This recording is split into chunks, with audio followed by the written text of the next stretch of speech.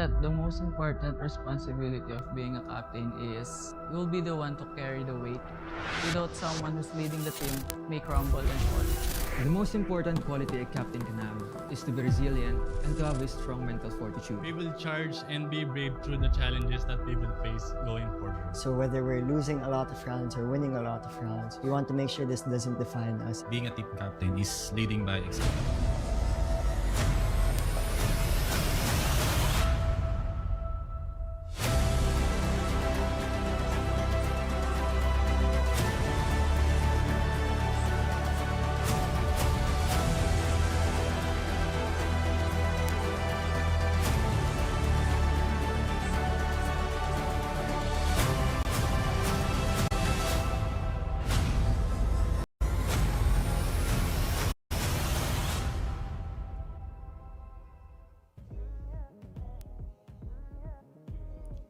It's the last match of the semi-final stage.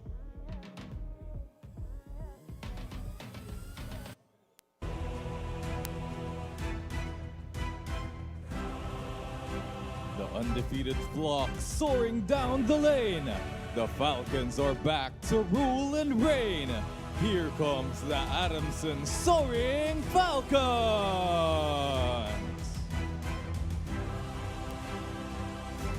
With their XP lane, Tanyoko.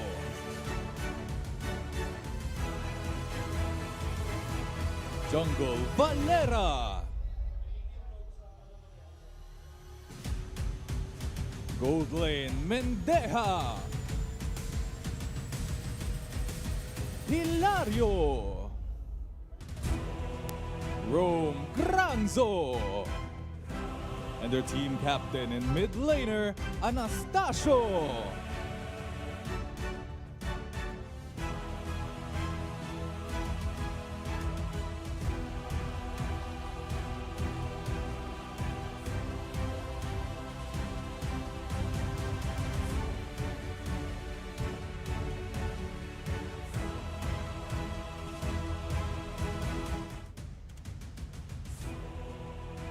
Straight from DAF, their arrows ignite.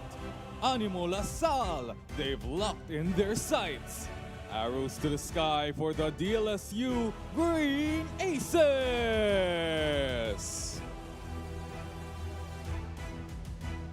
Their XP lane, Ong. Junglers, Lopez. Tating. Mid lane, Lim. Gold lane, Sanchez. And their team captain and roamer, Godoy.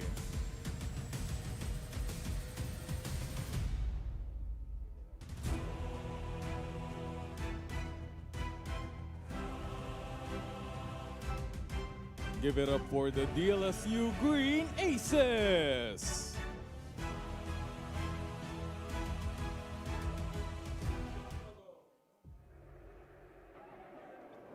Let's show some UAAP sportsmanship. Players, give each other a fist bump.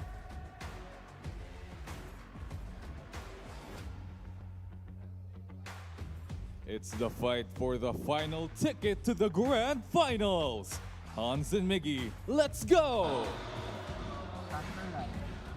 For one moment, we saw National University make their way back to the finals of UAAP Esports, but in 2026, the defending champions are still holding on to that trophy. The quest to defend the title continues, and the first step to be able to do it is through none other than the Dark Horses, or would you say the Dark Falcons, that are looking for an upset today. An undefeated record against a team that can never be bothered. This is De La Salle University Green Aces going up against the Adamson Soaring Falcons for your second semi-final match of the day. A pleasant afternoon to all of our viewers on site and online, and welcome once again to UAAP Esports 2026, the MLBB division. We are going to be your casters for today. My name is Hans Galeria, and joining me here is none other than Miggy Arayata. And Miggy, we saw while ago how National U was able to somewhat dominate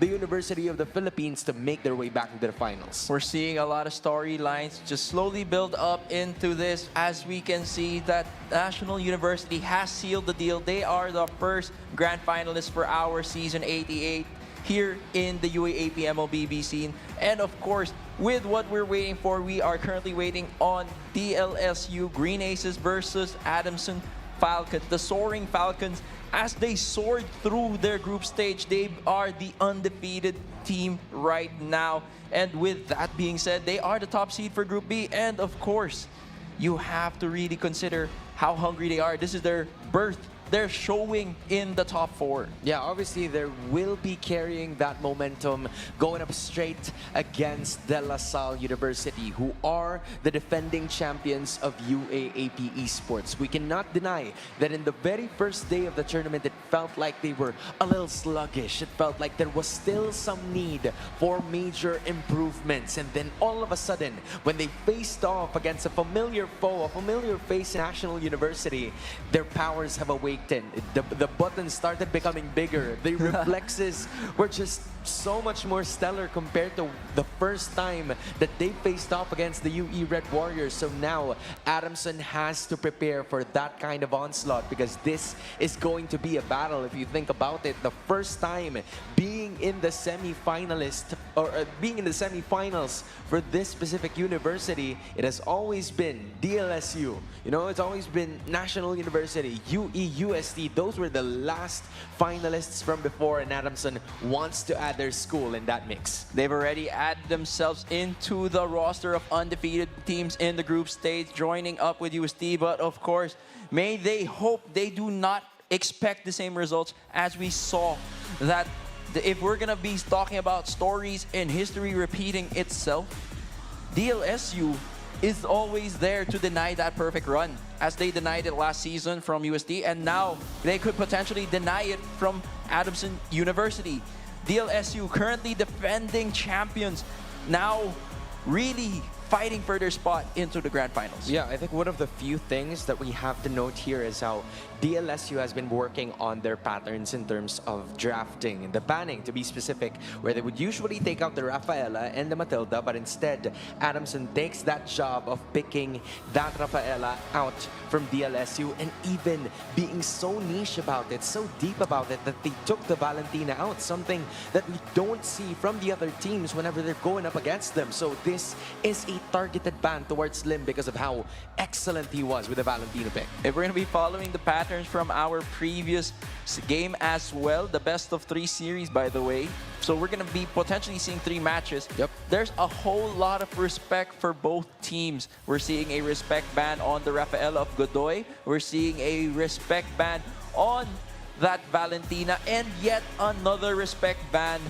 from that Herrera, as we saw that Tating was able to secure that Savage yesterday. And on the side of DLSU, waiting on the third ban, that Freya has been what gave Hilario that MVP yesterday, and the Melissa as well. Just a strong first pick, and you never want to be giving that to the blue side. Yeah, I like what I'm seeing here from both of the teams. It felt like, you know, they've been up all night just reviewing all of the possible VODs that they could see during the group stage, and now the Marcel is going to be the last ban. It was used by Sika twice, and as much as of a broken Marcel is, we can't really deny that there could be some chunks in the armor as well whenever it's not utilized into its excellency. So Adamson could have a first choice here. They could go Beleric, they could go for even Atlas. An Atlas, like you said. So definitely the roamers are going to be of the essence here if Adamson wants to kick things off strong. They're looking for that first pick, and I do agree with you, Hans. It should probably be a Beleric or an Atlas, and if that's going to be the exchange that Adamson wants to be showing, there's a chance that DLSU will be taking that Beleric as a way to soft ban it as well, since Tanyoko was just performing stellarly yesterday when he was just popping off and finding those flicker initiations with the Wrath of the Dryad. By picking that up, you're denying Adamson a strong pick or a strong hero for their XP laner, and it adds a way to counter-engage the Atlas. says Fatal Links. And because of them taking the Valentina out, it means that it would be a little easier for the roamer of Adamson to just use the Fatal Links over and over and not really give a care in the world. But then, and as obvious as it may sound, the Belleric is going to go to the other side. It's just too risky to have those two together because of an abundance of crowd control that will go to one side and not for the other. But the Paquito will be picked up here. Most likely, this is a Tating hero. This is what he used when he faced off against USD yesterday, facing that Fanny, just bursting it down as soon as it enters the scene.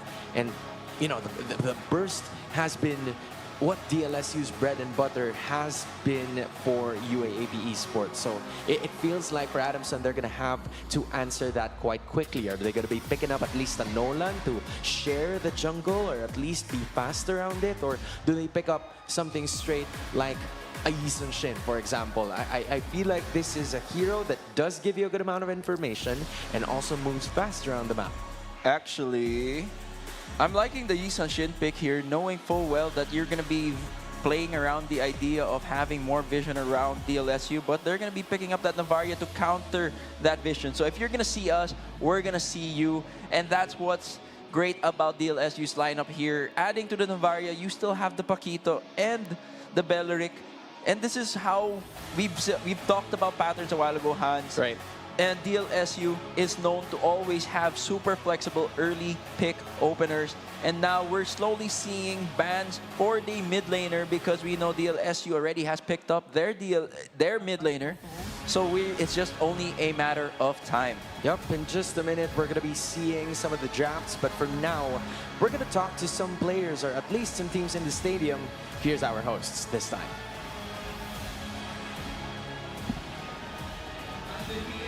Group stage, and now looking forward to extending their wins. The Adamson Soaring Falcons, and of course, very excited for this match. But of course, let's hear a few words from the audience. Of course, I'm with... Hello, my name is Tina from the Adamson University Drummers Healers Online. Wow. And of course, all of the support that you guys have been giving for the Adamson community. Of course, all of the classmates watching right now. I hope you guys are excited as well as we are. But of course, entering this match, and of course for today, how did you guys prepare? Well, we've been preparing for the preseason of the UAAP games, and we've been doing summer training all over the place. So that's how we prepare before the UAAP season starts. So. Wow. And of course, a lot of people in the UAAP community, especially for the fans not part of the UAP schools, no? It's very interesting on how you guys prepare as well, and it's nice that you were able to give us just a glimpse of how the drumlines prepare, and the pep squads. But now, what's your message for the Adamson community watching right now and for the team competing? Of course, for our team, our dear athletes, we'd love to share that we're here to support you, and the whole Adamson University is behind your back. And for our dear classmates, of course, please keep on cheering them on no matter what happens. All right, and speaking of cheer, and to close this all off, let's hear one loud cheer from the Adamson audio. Let's go.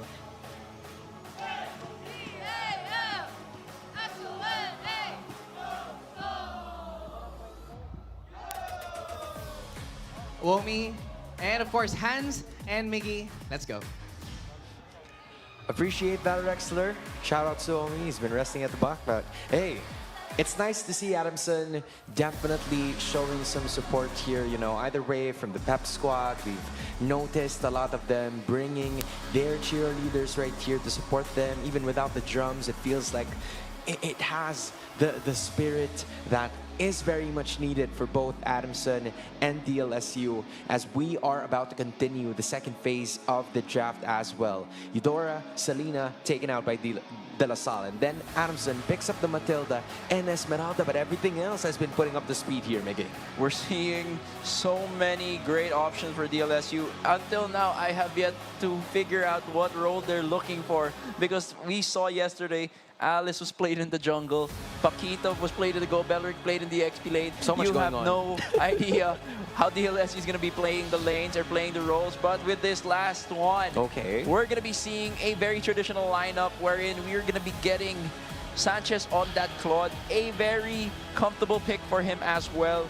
And they are going to be playing a bit more on the long game. They're going to have that sustained damage from the early game to the mid game to the insurance policy of the late game.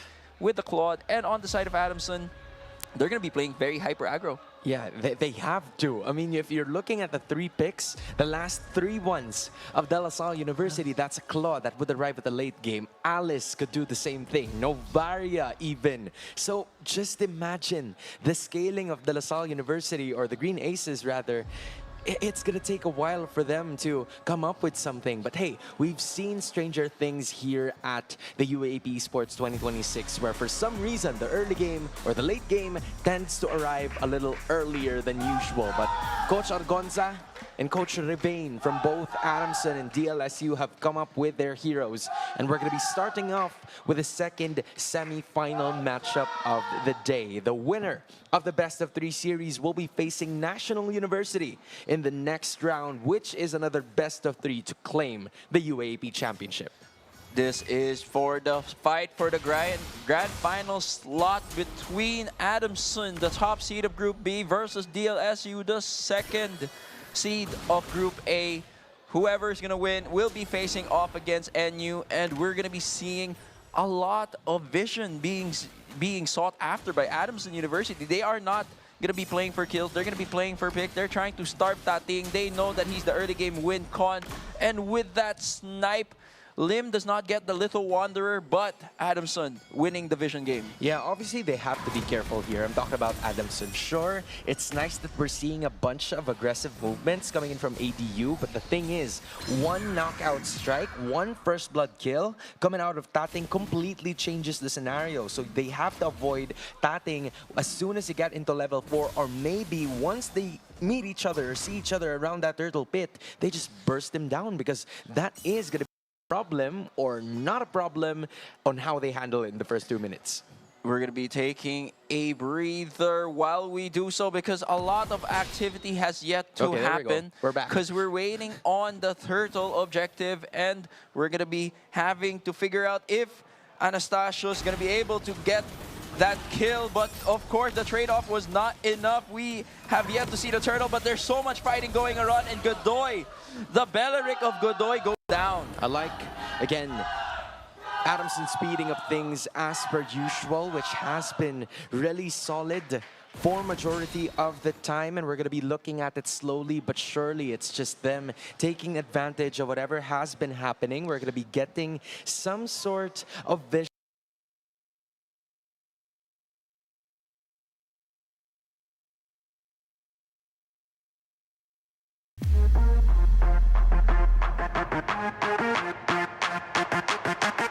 All the best sports action is right here.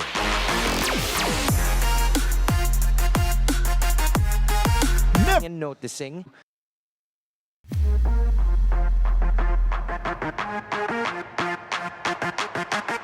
All the best Sure that his damage dealers, his key core members of the team, the damage dealers in the late game, were able to scale on. And with that one set, a lot of it is on the line on Godoy. He is the team captain. He is the shot caller. He is, in fact, the win condition that DLSU needs to secure this game. Yep, we're gonna be getting back into form with a 2-minute matchup already going. Adamson is gonna be in position to be able to take this, but Granzo is already zoning the rest of the members in, but Tating was able to get it still, and that's gonna be another kill going on to the side of Anastasio with a perfect lantern flare as well. It's a kill for the price of a turtle, and man, that was Tating, but of course, it's Lim and Godoy getting kills of their own. We have now an equalized matchup between the junglers. Tating and Valera both have 1 death to their name, but that sudden off-screen gank up top takes Ong out, giving Adamson the leading score in the kills. And now we're with that Astral Echo potentially looking for more vision, but they are not going to be going because they know DLSU's lineup knows that they have no damage to follow that through. Yeah, it has to be coming from Tating, and Adamson was able to answer that, so I think there's some sort of breathing room that they can work with here. They're leading by almost 1,000 in terms of gold, but for DLSU, they can live with this because they've already gotten 2 kills in the process, and that goes into the hands of Lim, at least one of those 2. So that is a positive that they could bring towards the next one with the Astral Echoes and the Star Shatters just hitting and maybe missing, but when it hits, it gives you some sort of momentum that you can build on for the rest of the game. And speaking of momentum, 1,000 gold lead onto the side of Adamson. This might just be that 1,000 they need to be able to secure this early game and say that this early game is dominantly or predominantly dictated by Adamson University. We're seeing a lot of grouping up, a lot of passive play from both teams actually, and that is due to the fact that they drafted in such a way that the power spikes that both teams want to be hitting would be the mid-game. They're waiting. Adamson's waiting on hilarious timing on the Harith, while DLSU is currently waiting on the scaling of Tating and potentially Sanchez if needed, if the game does prolong to that type of exchange. A 500 gold lead is standing in between Tating and Valera with the jungle matchup, and because of it, there is a Sky Piercer that was already bought by the Adamsonian jungler, so they will be in position to try to take the second Lord of the game, which they were unable to do the very first time since Tating's retribution was just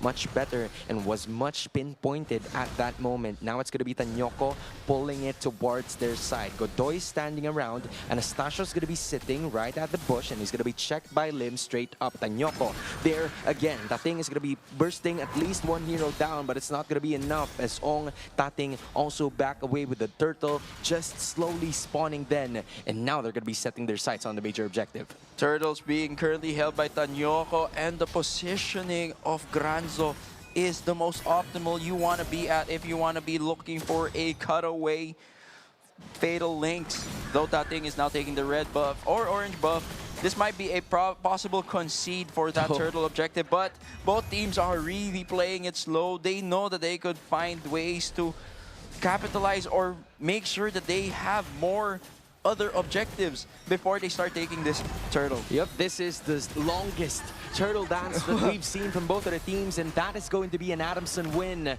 as no casualties will be committed. But De La Salle University, they've had the angle, they've had the position, but as soon as they were poked out by the Soaring Falcons, they just had to back, and Valera was just at the right place at the right time. We might be seeing only 2 turtles in this game, and as you mentioned, Valera was the right there in the right time because of the vision he was giving with the Mountain Shocker. He knew that Adamson knew that this is how they could position, this is how they can play it, just because that Mountain Shocker, though, did not provide a lot of crowd control. The vision you get is enough to know how to be at least two steps ahead of your opponent, DLSU. If you are DLSU, they thrive in late game situations. We've seen them make some solid decision making, something that not a lot of teams here in the collegiate ranks would definitely brag themselves or pride themselves with. But now an Astral Echo is going to be thrown. Granzo will be cut into almost or way past that half point of his HP bar. But what matters is that Adamson was able to get another turret on the top lane. Actually, that was the first, so those are 2 neutral objectives that aren't really moving around the map, but is making the most impact. Yes, and if we're talking about DLSU, you know how efficient they are in playing the macro game. We could see that, as you said a while ago, Hans, the impact that they have is very quietly felt. It's very low-key, but once you feel it, once it's needed, they suddenly go on the offensive. They are on the attack, and how efficiently they're playing this game, to the point that there might be a potential 3rd turtle. Possibly, it might not even be taken if the Lord Dance or the Turtle Dance extends for so long. But now, it's only a matter of time because, as we can see, Tating was shown up in the top lane, while the members of DLSU are slowly creeping into the Turtle Pit. Again, the pacing of this game has been crazy slow, but then a turret is going to be returned towards DLSU. Valera returns the favor as well by picking up a neutral objective for themselves. It means that Adamson is going to be able to withstand what seemed to be the objective sieges that DLSU has been pulling towards them. But the longer this game goes, you're going to start to feel the damage of DLSU, and I feel like this is the passiveness that they would want. They would want to pacify every single fight over the first 10 minutes of this game, and we're already 8 minutes in, and not much has happened. Adamson wasn't able to get a lot of objectives that they should have got in the first 5 minutes. And we're seeing that because of how slow this game is, Adamson's lead just slowly creeps up into 2,000. Yes, They are currently dictating the pace of the game, but LaSalle, with the way they're playing, the way they're managing the waves, it just goes to show that there's something they are willing to let go of for the sake of making sure they survive and win the late game. Forcing out several skills, Zaman Force used by Hilario to just disengage. But this is what DLSU want. They're playing the long game. So as long as they do not lose any of their lives, as long as they could find the space to farm up, DLSU still has a lot of skin in this game. Come on, man. I was so ready. As soon as this Salmon Force dropped, I was like, okay, let's square up. But I feel like that is not going to be happening just yet. But Ong is going to be reaching just one. I feel like this is where the team fight's about to begin. But then all over stretches. And that is going to be a kill from Valera. Again, DLSU loses their patience quite a bit. And Adamson was ready for the kill. They're waiting for the aggression from Adamson, but Adamson showed them pacifism. They were not there to put up a fight. They were there for self-defense. And with that, that resulted with Ong's first death, or rather second death of the game. And now the map is really looking like Adamson's to control with the Lord coming up. It's only a matter of time before this might eventually be, or potentially be, a free Lord take for Adamson University. If there's anything that DLSU cannot let go of, it's that purple objective, or maybe even the middle lane turret to get access to those buffs, because Adamson is already in position to be able to take this, and DLSU will be backing away. It's a business decision from the Green Aces to just back off and hope that we still have enough. 10 minutes of pacifism. We didn't really have a lot of kills. They also didn't have a lot of kills, but Valera has 10 stacks, and in this very close of a game, we might see something that could deal with that. That is the opportunity cost of playing this certain playstyle that DLSU is showcasing to us. Yes, they have the ability to survive and win the late game, but at what cost? As we can see, yes, the top lane is pushing into Adamson. That's going to delay the Lord fight. The Lord marching down the top lane. They still have a Holy Shield there, but it might actually be detrimental to them, because as soon as they delay this Lord, there's a chance that this Lord, if they don't clear it fast enough, it's going to be crashing into an unprotected top lane inhibitor turret. Yep. All the while they're using that as their advantage, as they want to force something in the mid lane, possibly take out DLSU's mid lane turret to really open up the map, really give DLSU a hard time to scale into the late game, as we could see from the items. I think they're also waiting for the Holy Shields to quite disappear, which either way, if it's there or it's not, they're not going to be able to utilize it as much. But a turret in the middle, the ones that they have protected for so long, is going to be gone. And Astral Echo is going to be utilized as well. I wonder if the Holy Shields is where it's going to matter, but it's going to be Ong again. Another victim, is third death for that one. The Lord was able to bump, but Godoy is going to be unleashing that Wrath of the Dryad, and then the calm before the storm actually happens now, but Grants is going to be falling down, and maybe even more, because a lot of them are low, and Valera comes up next. That thing is going to be caught in the crossfire as well, but Tanyoko is going to be chased by Sanchez. I wonder if he has the BMI right now, and Lim chasing onto them, still not hitting that Star Shatter, but finally some activity, and we've seen it from both the Falcons and the Aces. That is the breakthrough that DLSU was looking for. That was the expected results, as this is based on their lineup. They know they could play the tight corners. They know that Sanchez could go in and out with a Blazing Duet, and quickly enough, once peeled, can go back and dish out and deliver the burst damage. If Lim only hits his Star Shatters, that is a lot of damage. And of course, once you're in a panic, you tend to group up together, and when that happens, they're going to be sharing the damage coming from Lim. Because mind you, Sanchez is not the only scaling damage dealer here in the lineup of DLSU. Correct. Lim is on that Novaria. Lim has the burst potential in the late game, so it's only a matter of time. Adamson really need to clean up their app. They need to clean this game up quick, or else they will be suffering a Star Shatter that could shatter their dreams and hopes to win this game number 1. Yep, it's kind of tough for Adamson to work with what they have as of the moment. Valera may have gotten his 4th kill. It would have been a 20 stack already, but it got cut down to just 14 after his death once again. So Adamson has some limited tools that they can work with here. Sure, they have front line, they have some setups, they may even have Hilario, but Sanchez is already going to start to get his items, but then they're going to be looking from behind, and then Aquila is going to be going on the limb. They work with it, but Valera is losing in the process as well. Now the fight is ensued by DLSU because they lead in terms of numbers, and then the Zaman Force is going to be tossed around just so they can fight, and Tapping is going to be going down as well. And then Adamson turns it around. What a play from Glanzo and Hilario, turning something into nothing as Anastasio stays alive. And now Glanzo, the Atlas, is going to be in the chase. Nobody else of BMI to be able to escape, but Anastasio is ready for it. Hilario finishes them off, and with a Zaman Force, Godoy backs away, and Adamson completely takes the lead. That is Adamson's key to victory right there. They took out Lim, they took out the Astral Echo, they took out the extra damage dealer, and all that was left to fend for himself was Sanchez.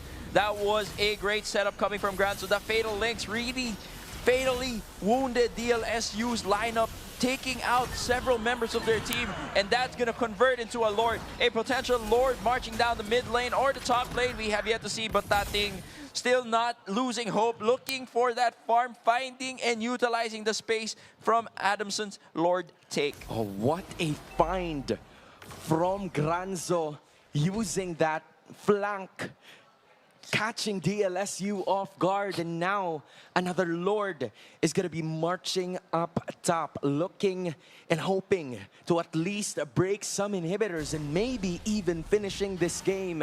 With Valera with a 4-3-2 KDA, it feels like this is where Hilario should be coming in handy. Not a lot of things that DLSU could do except for defending. Godoy was able to set up against National U yesterday, leading into a Game 1 win, and maybe that kind of miracle is what they need yet again to get back and eventually punish a counter-attack that is going to be appearing for Adamson University. There goes another Fatal Links, but Ong is going to be catching 4, maybe even 5, and now the fight is going to be happening. Zaman Force is going to be landing, Granzo goes down, but Ong lands up as well. The inhibitor is going to be destroyed. Another Star Shatter hits, and my goodness, Adamson may have caught the inhibitor, but they had to sacrifice a life. That is Granzo taking again a 1-for-1 trade. We're seeing and we're talking about it, Hans. We're talking and giving a lot of credit to Granzo. There's so much respect we're showing him in this panel. But as I'm talking about that, we are talking about DLSU here. There's only one member of Flicker. One member is the only one carrying the Flicker, which is Purify rather, which is Sanchez on the Claude. And this is all because their lineup is very reliant on having that extra mobility. They kind of ran with an immobile lineup. Ong needs that Flicker for the setup. Lim needs that for the extended range, and Godoy needs it for setup as well. As much as they should be running Purify against the Atlas of Granzo, just because they drafted this way, it means it is pretty risky for them to pick up the Purify if they don't want to be picked off. And not just that, the Lord is going to be spawning somewhere close to the bottom lane, something that DLSU does not want because of the super minions spawning up top. So it has to be some, management issues here that they have to figure out in order for them to still be able to fight around the Lord pit and also control the waves, because Adamson is definitely going to be taking advantage of this. They do not want to give any sort of holes for DLSU to push through or enter because of how well they've been playing. DLSU took us to a very slow pacing of this game, but Adamson is willing to buy that. They're willing to play the game alongside with them and prove that, what, we can also do it. Yes, and both teams literally have each other's numbers. They know, they've downloaded the play styles, and they know how to shut down each other's lineup. It's just a matter of time of figuring out how they're going to be setting it up, who's going to be able to force it or prioritize it, who's going to be able to take out Lim out, who's going to be taking out Hilario or Valera out first, and that's who's going to be dictating the pace of the team fight engagement, as Adamson is currently holding down this Lord. Yep, Godoy wanted to check in on that Lord. Ong is going to be joining the party too, but it seems like Adamson is going to be blitzing it.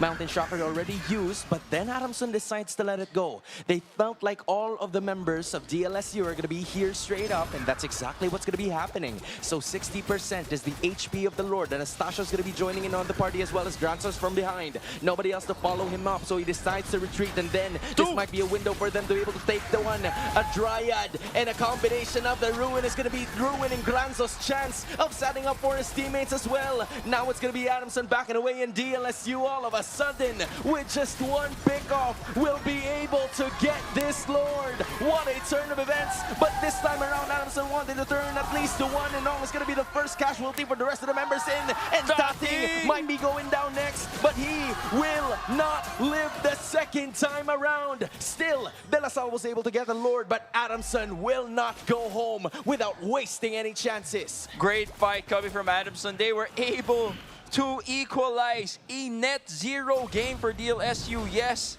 they were able to take the Lord, but at what cost? Because now they will not be able to capitalize on this Lord take just because Ong and Tating have been taken out. You wouldn't want to be facing up against Adamson's lineup with a 3v5 scenario in a most likely situation to happen, with Hilario forced to use that Zama Force just to not get Star Shattered by Lim.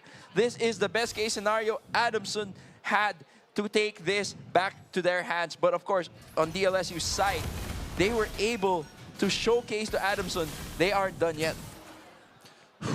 Adamson and DLSU, these are some heart-stopping games.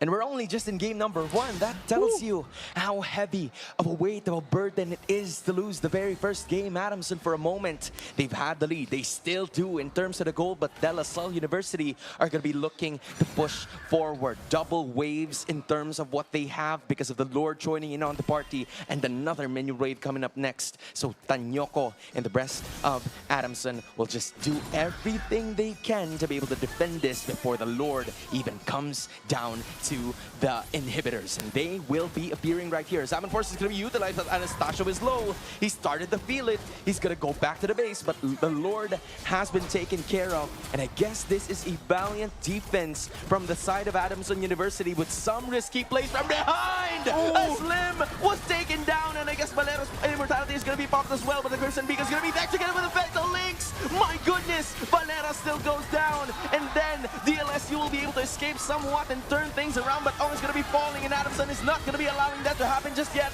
And then Dating is there, but he goes down next. The Lantern Flare still is shining on the rest of DLSU. And Adamson, not only do they keep all of their inhibitors, or maybe just one, but still stay in the game. That was great positioning from Valera.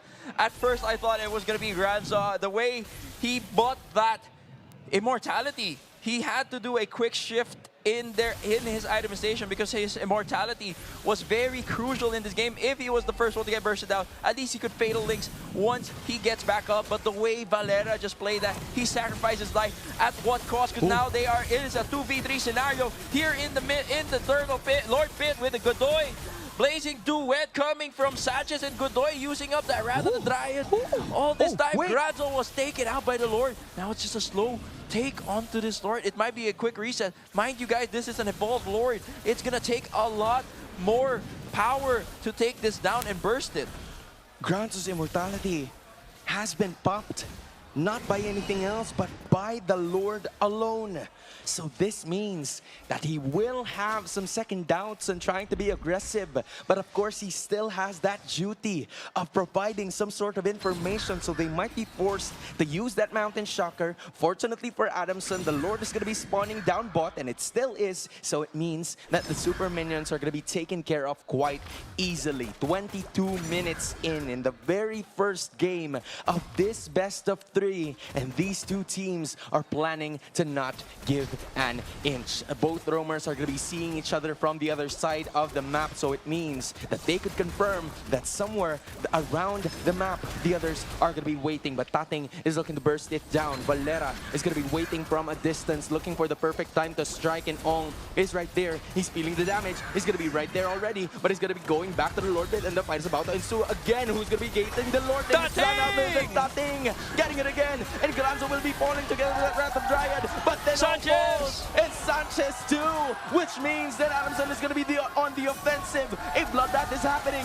and the Soaring Falcons will continue to fly as Godoy falls down on the other hand, and he will be falling in Valero's hands. So it means one thing, the Lord is going to be there for DLSU, but Adamson has the minion wave. They do have that thing in Lim as well, who is still alive and kicking. The Lord is going to be appearing as of the moment for DLSU, but they completely denied it. And this is Adamson playing chess, but they are also playing checkers against De La Salle University. And with just one more minion wave and Lim all alone, multiple players from De La Salle University are going to be here still. How will he be able to defend? The answer might be no. The minions are going to be there for Adamson, but De La Salle will not defend Adamson Siege in game number 1. Game number 1 was a nail-biter, a base race coming from DLSU with Adamson. It was a great trade, a great back and forth, though Adamson continuously sustaining the gold lead they have, secured the eventual finish against DLSU. What a game that was.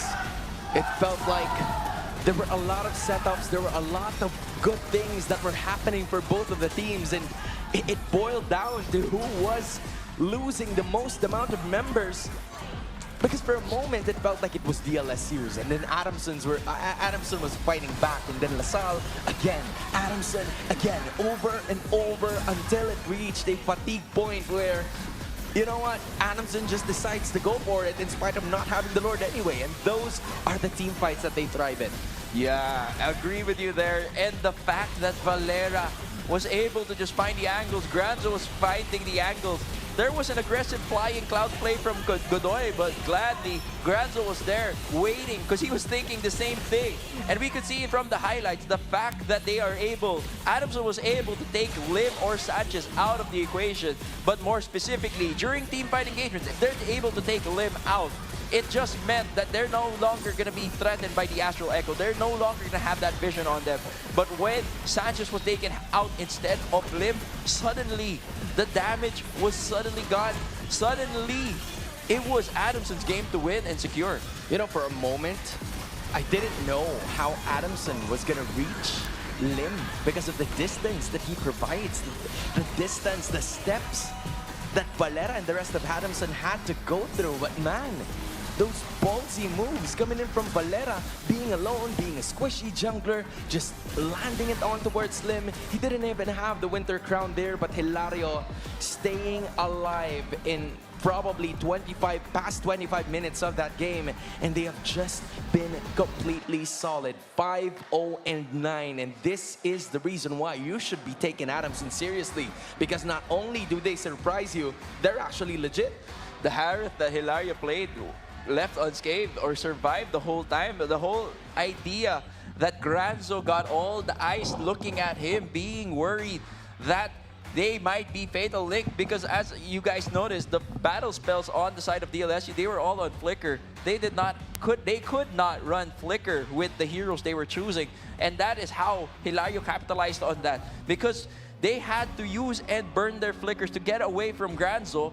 It meant that Hilario could be able to use that as a way to set up his Zaman force, wherein he was able to just burst them down, and because of the Yoni dashes, he was able to get more shields. Yeah, so with that being said, Adamson University Soaring Falcons are at match point. Not only against a team, it's against the defending champions that now have to win 2 straight to still have a chance of defending that throne, because Adamson is really putting up one hell of a showdown here, Miggy. Just amazing gameplay from both of the teams, but then the creativity of the way they play this game is out of the box, to be honest. You know, it's not unusual, or I should say it's unusual, and in the same way, they make it work still.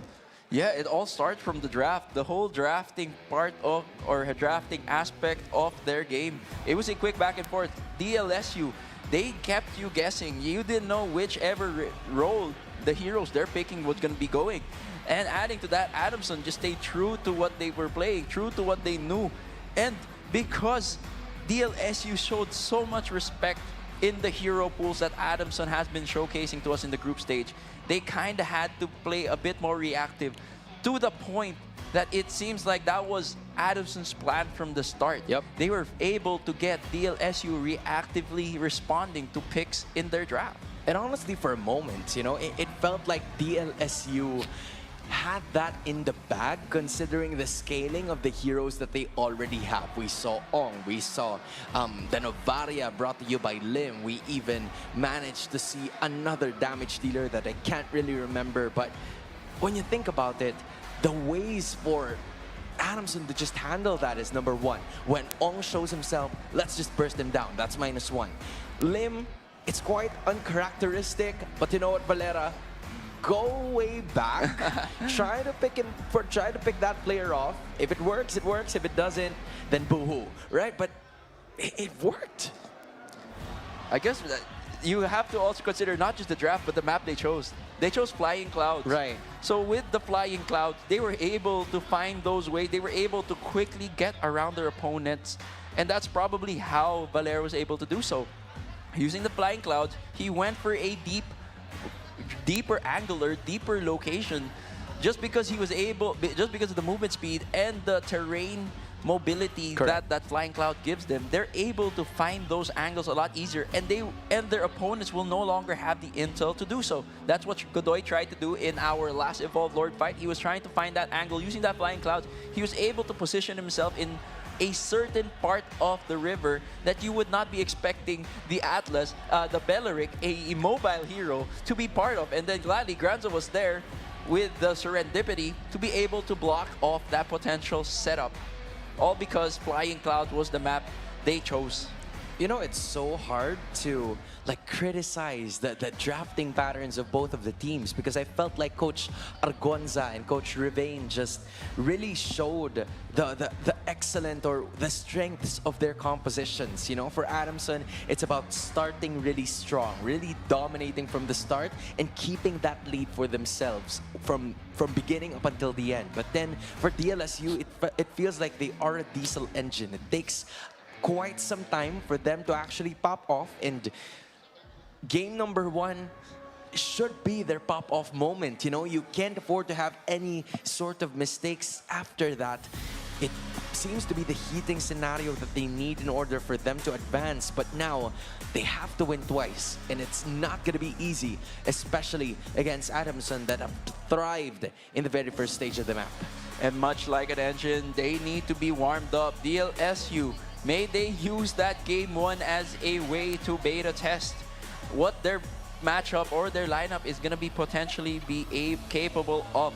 And right now we are seeing on the side, they have switched sides. Now DLSU is in fact on the side, the blue side rather, and Adamson is on the red side. We're seeing a respect ban for the Fanny.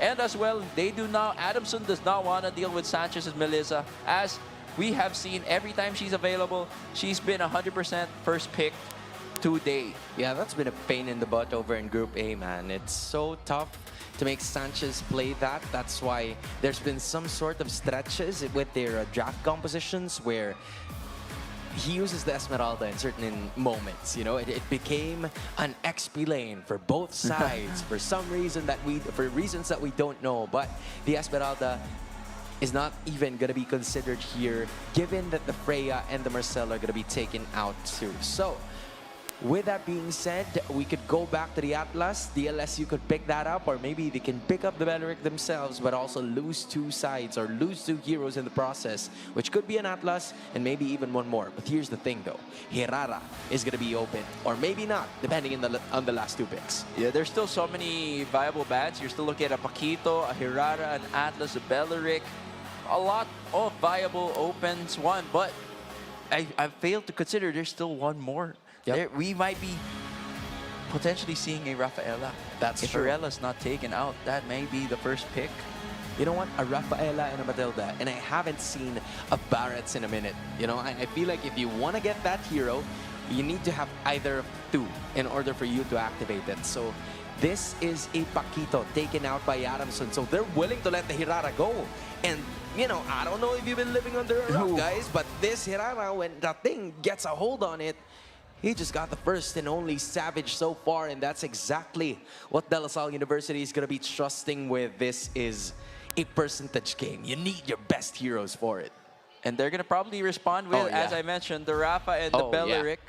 As though we saw Granzo in a really great Atlas performance. If this goes either Rome or the XP lane, this Belleric's going to have fun. Because we were always considering, or we talk about the Hirara matchup versus an assassin that has a delayed proc. Well, the Wrath of the Dryad is, in fact, that delayed proc. So once she gets out of the iframe, she will get taunted. Hirara will get taunted by the Wrath of the Dryad, and that's why Belleric is a preferred pick against the Hirara instead of the Atlas. But that means DLSU could now be opening or possibly taking up the Atlas and Valentina for themselves, because that is, in fact, open for them. But they are going the other way.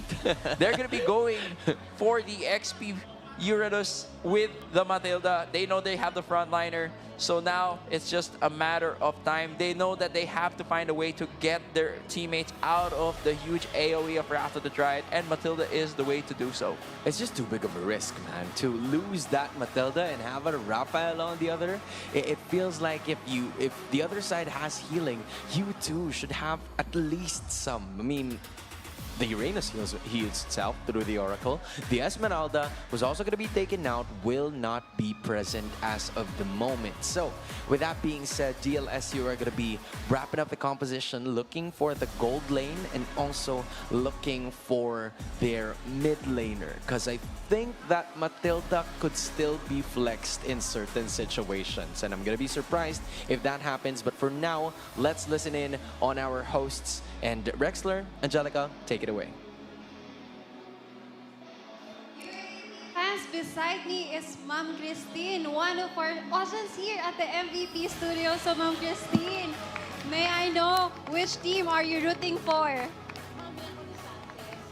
Oh, our player Sanchez. Oh, it's really good to see parents supporting their child during these matches. So, Mommy, do you have any message for Sanchez na nakaupo ngayon sa ating... Para sa anak ko, kay Gab. Laban lang na manalo matalo. Nandito si Mami sa game mo lagi. That's very sweet. Ayan, Love you, anak. Boost up ang confidence ni Sanchez. And also, I would like to take this opportunity for you to have a message for the entire team, Mami. Para sa team, galingan nyo. Gawin nyo yung best nyo. Laban lang. Thank you very much. And before I throw it back to our casters, let's hear once more time dito sa ating DLSU Green Aces. Can we hear our DLSU Green Aces?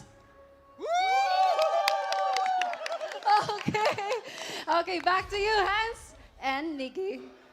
You know, we were expecting another set of cheers, but hey, that works too. If they're screaming all throughout, it's not a problem. As long as they're energetic, as long as they're happy to be here, it's all that matters. But hey, going back to this game, you know, Sanchez's mother already said her piece. Whether you win or you lose, we're proud of you. You gotta go fight, you gotta continue to keep going. But of course, for DLSU, man, we know that they don't want to lose. This is a team that are the defending champions of the UAAP Esports, and they're going to be taking the Hanabi out even so that Sanchez doesn't build up on it. They picked up on how slow DLSU is playing this game, and maybe they're going to be building on that future Hanabi, which has been eliminated by Adamson. If we're looking at how DLSU is going to be playing this out with the Novaria being picked up, especially since Adamson, of course, Rafaela is a known counter to the Novaria's burst damage, but picking it up will mean you're going to have a harder time to pick it up, or at least a harder time dealing with it because of all the sustain. And now you really have to play for the pickoffs, because with the Rafaela, you need to at least take 2 members of Adamson out to be able to ROI your engagements or your team fight engagements, or possibly take the Rafaela out as well. But that is no problem for Hirara. This is Tating's Hirara. So you know, if he's given the job, he's going to be able to perform in excellence. So now that we're waiting on that, we're still, as Hans mentioned, it's a possible flex pick on that Matilda, but Godoy may be the one bringing it in. But we're currently still missing a gold laner and a mid laner. Okay. And of course, they're going to be going for comfort yet again because their backs are against the wall. Yep, it's a balanced one, and then a quick pickup of the Leomord. I was honestly concerned about the composition of Adamson with the first 4 picks that they've had, because it's the kind of composition where you've got to believe in magic, man. That's True. Harith, Rafaela, Novaria, even the Belleric at some point also deals that magic damage, but considering that Leomord finally joining the party, it kind of makes a lot of sense already. They want those 2 frontliners, and I feel like Valera wants to be more proactive, just like how he was with the Eason Shin. You know, initially, it should not be the case. If you're the Eason Shin, you should continue to farm. Stack up your Sky Piercers, but that's not what he wanted to do. So Coach Argonza was like, you want to do that again? Fine. Have a Leomord this time around. I think it's going to work out better. They are looking to snowball. They know that the De La Salle University's Green Aces, their game plan is to sustain, is to prolong the game, especially with Sanchez being on his comfort Claude.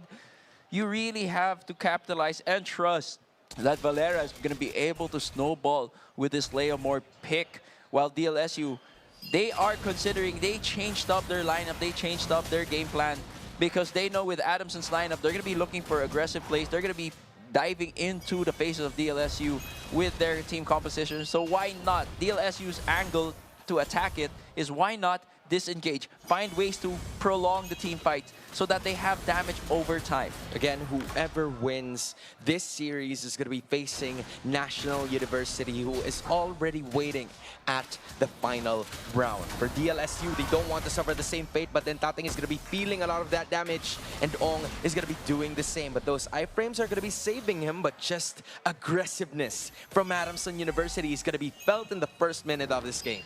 We're seeing the same bunch of movements from game number 1, wherein DLSU still playing that passive role in their hands. Though Hilario still playing on the Harith, right. We saw him make moves. He is the MVP, so hopefully Sanchez finds a way to at least be able to equalize this matchup, especially knowing full well a lot of the damage is going to be based on how he performs and scales to the late game.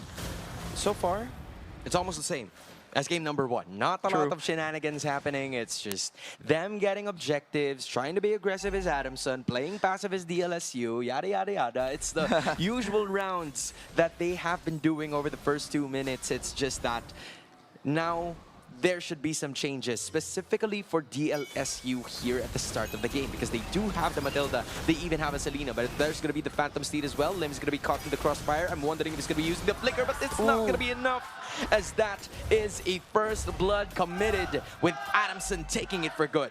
They got the cake and they get to eat it too, because Lim was taken out and the flicker was burned as well. That is first blood onto the side of Adamson University, and now the turtle being taken by Tating. Is it going to be enough? Zone with a flicker. Rattle Dryad missing its mark. Valera secures it and Tating goes down. This is the best scenario that Adamson could be expecting, with Hilario joining the front, and now Adamson looking out for more. They know they won that pre, post, and during. Now they're going to be securing buff from Tating. And they will continue. It all worked out in the end. A flicker Wrath of Dryad was missed.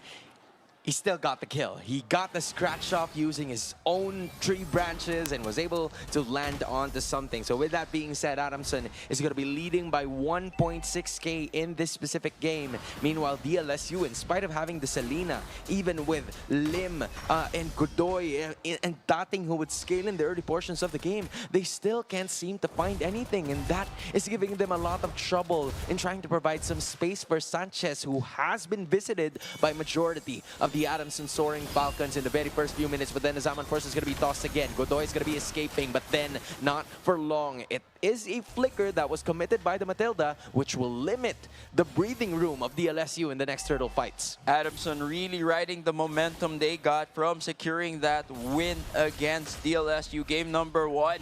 We're looking at all the ways that DLSU is trying to recover. They're trying to invade the jungle. They're trying to pressure more on the lanes. But right now, it's not going well for them. But Ong was able to expend 2 ultis onto the side of of Adamson.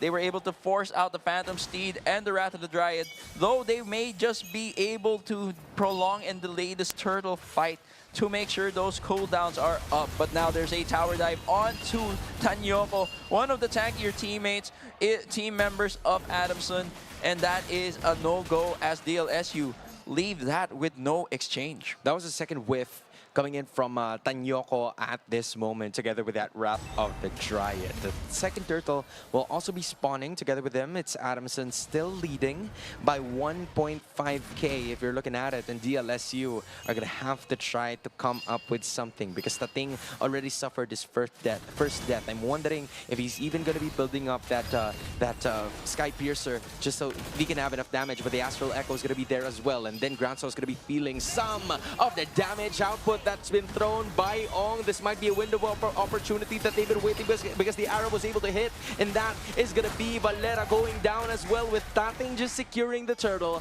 The others were able to secure much more in terms of kills, and Tating, DLSU, not only do they equalize the situation, but they've managed to build some momentum. Just when you thought they were out, you pulled them back in. DLSU warming up right after that second turtle objective.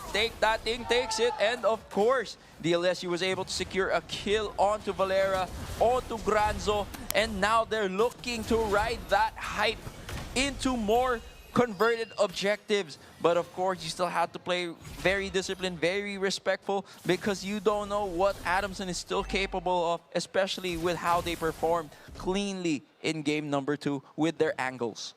Those angles for DLSU have been working for them, especially during that second turtle siege. They were able to maximize the Abyssal Arrow together with those stacks that have arrived from Ong. I was wondering when it's going to be utilized, but the problem for DLSU is that those 2 kills went onto the Uranus. It would have been a completely different story if Tating had that, especially because he had that Sky Piercer, but he was too busy securing the turtle for the side of DLSU. But either way, a win is a win. It's close to just 200 in terms of a goal deficit between them and Adamson, and Valera is going to be stepping quite back in terms of what he wants to do, because here goes De La Salle again, grouping up in the middle, but nothing's really happening so far, just them securing much more of the minion waves. We're more or less going to be seeing the same gameplay all throughout this series, or this game rather, just because of how DLSU's draft is going to be performing. They tend to play on the counter engagement aspect of our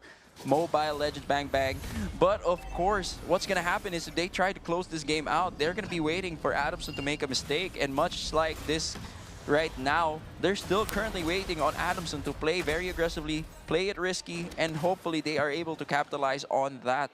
Because right now, with the turtle spawning, with our map being expanding rivers, a quick turret take to a potential turtle fight would be the best case scenario for DLSU right now. With that being said, De La Salle was able to take a turret down bottom. Ong is going to be fighting it through. It seems like that is going to be the trade that DLSU will work with as Adamson gets another for that very last turtle objective of game number 2. DLSU prioritizing the macro setup of things so that they can have more room around the map, having some angles for Lim to hide himself, throw those abyssal arrows, and give a ton of problems for Adamson. Great adjustments coming here from DLSU. The way they are just slowly but surely dismantling the side of Adamson University. Right now, they are certainly getting themselves back into this game with the Trinity 2 out of 3 already being built onto the side of Sanchez. And now, Ong with the early 2 kills is an item above, which means he could be a nuisance around the map, finding ways, creating space for his teammates to farm. But the question is, who's going to be securing the first mid lane turret? Because once that's open, they are there to conquer that side of the map. Yep, once that's open, everything else is. You know, it feels like that's how it is for this game. There's heavy prioritization in what DLSU and Adamson is trying to put towards the mid lane, because that is where majority of the team fights start, or if not, maybe where the pickoffs are going to be happening. So DLSU will start to group up. They're going to be locating at least one hero from the other side, but then there's going to be an attack. Circling Eagle is going to be utilized, and then Valera will be there to at least sustain quite a bit and maybe turn the tides, change the scenario, but it's going to be enough. Not just yet, because the Blazing Duo is going to be there too. two, but then one enough to back away, and Sanchez is going to be falling a jungle for a gold lane, and then an attack comes from Tating, but that is going to be 3 heroes down, 2 for the side of LaSalle and 1 for Adamson, but the Soaring Falcons probably want more because Ong is going to be left in the crossfire. There goes the guiding wind, and that is going to be the end of it all. Barbiel is not going to help as Adamson was able to take 2. That is very painful for DLSU right there. They were able to take out several members of Adamson University, but that means they are losing a bunch of their teammates as well because the Rafaela. Oh my gosh! But wait a minute! Selena Lim with a perfectly timed abyssal arrow steals the lore from the clutches, the talons of Adamson University. Bullseye says Aaron Lim. Just, my goodness, what a hit. Blindsided was DLSU as Adamson now is going to be testing themselves to run for the hills. This completely turned out to be a momentum play for the Green Aces as they have the Lord on their side as well. Adamson still has those holy shields in order for them to be able to defend this swiftly, but because of having a Harith and a Novaria, it's going to be helping them towards that late game. Another arrow is going to be hitting, but then the Lord is there. The holy shields will not be proc just yet. Maybe now is the time to be able to do that, and there exactly it is. The turret is going to be destroyed down bottom, and the siege is going to be continuing, and it's going to be going because of a hit that will hit Valera, but then there goes the Phantom Steed as well. They're going to be pushing Ong back. Ong pulls back as well. Still, the attack is going to be happening. Iframes from the thing is going to be there, but Ong will not be handling the damage, and DLSU acknowledging the damage output that Adamson has. They will be backing away.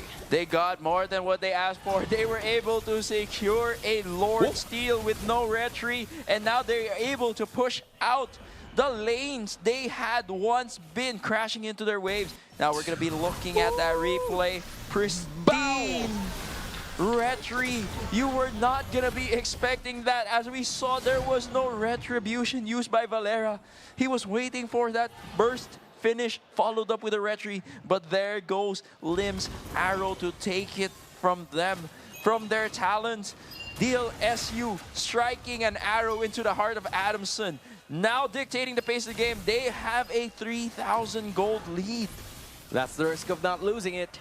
You get some, you lose some, but you should have gotten more with the retribution, and I guess Adamson wanted to use that to try to invade some of the purple or maybe even the orange objectives of De La Salle University, but Lim coming up clutch from way downtown was that abyssal arrow and making something happen. They are now leading by 2.6k in terms of the gold, and they're looking to hold on to this, especially having Sanchez slowly being activated in terms of the mix because of a Swift Trinity finally built by the Claude. The Swift Trinity has been made, and it is made in record time actually. For what it was worth, it is what's giving Adamson a very hard time right now. If Anastasia does not connect with the Astral Echo, Sanchez could just go free reign, and Hilario, he needs to be addressed as well. So since we're talking about the gold laners, Hilario now has a Holy Crystal Feather and a Starlium Sight. It's gonna be that's his form of Trinity, and now currently DLSU is holding down this Lord, and Sanchez is the one zoning them out with so much damage he's dishing out. Not only Sanchez, but even Lim, those simple abyssal arrows. It's been a problem for Adamson once. I wonder how they're going to be addressing it this time around, because DLSU is definitely not letting this Lord go. Continuous resets, but at the same time, continuous arrows. It seems like the only consistent thing right here is pressure, and Sanchez continues to hold on to that. Adamson is going to be putting some sort of fight here. They're now going to be occupying some of the bushes, trying to look for some ways for them to further engage. Sanyoko lands on the arrow, and it's not going to be happening as much. Cha-cha for both of the teams. A dance only these two teams know as we are entering the latter half of our game. Mid-game to late game is already in the grasp of both our teams, waiting on Sanchez holding this 50% onto the Lord. They're going to be attacking straight up. slowly making it happen. Another reset is gonna work, but Ong, a little bit too caught in crossfire there, but not really much happening or working for both of the teams. I guess they're just waiting for those long lanes to finally appear, but Anastasio being aware of that scenario, he's gonna be going there, but same could be said for Ong. So again, a push and pull is happening between these two teams, and they're having a hard time. I'm talking about Adamson and trying to contain that, because now there goes Lim finally hitting one, and I think this is where they cut it into half. But Tanyoko's gonna be staying alive. The Wrath of the Dryad is still not gonna be present, and it seems like the Astral Echo's gonna be there. It's a signal for war for Adamson, and they're gonna be attacking none other than Ong. But there goes one blazing, or should I say another, for Ong as he goes down. It's a 4v5 scenario, and the Blazing Duet finally appears, landing onto at least one. But then Adamson decides to fight. For some reason, no casualties gonna be happening, but Tanyoko finally goes down at the hands of Tating. That's a 4v4 scenario, and De La Salle University is still holding on, but because of Rafaela, Granzo just placed Tanyoko back in the ball game. In the ball game, in this court, Adamson now playing the numbered game because Tating is nowhere to be found. Ong is nowhere to be found. Are we gonna be looking for a clutch steal? 50% HP on the Lord. This is the moment right here. Now it's Adamson actually being proactive. Sanchez, where is Tating? The answer is nowhere. So DLSU is going to be turning onto the heroes instead. There goes the Wrath of the Dryad, but it seems like two sacrifices have to be made. That's at the life of Valera and Granzo. But Tanyoko, Anastasio, and Hilario is going to be able to escape. But as the Lord goes to the Soaring Falcons, we are seeing a back and forth. A great back and forth for the tournament life of DLSU, and for Adamson sealing this deal. The Lord now marching with two members of Adamson dead. That means DLSU have what it takes to actually push out with the Lord being stalled out in the bot lane. The question is, how is DLSU going to be playing this out? Are they going to be active? Or are they going to be defensive? Anastasio throws down the Astral Echo. Now Adamson can play around the information that the Astral Echo has given. And Ong, of course, still being the damage punch that he is on that Uranus. It's only a matter of time before they have to contest another prolonged Lord Dance. But luckily, the waves and the lanes are looking pretty healthy for DLSU, looking to enter a game number 3. But to answer your question on whether or not they're going to be passive or hyperactive, the answer is the latter. They just went to the Lord right at the bottom, not even allowed it to enter the vicinity of the outer turret of Adamson. That is how quick and fast DLSU was able to tone it down, because it's not just anything that they're fighting for. It's tournament life. It's defending that championship for so long that DLSU has been waiting for almost 2 years. Now they are backed into a corner. Adamson is leading by 1. They are another game close from eventually making it to the finals and meeting National University, what everybody talked about as the powerhouses, the final boss of UAAP Esports 2026. So the question is,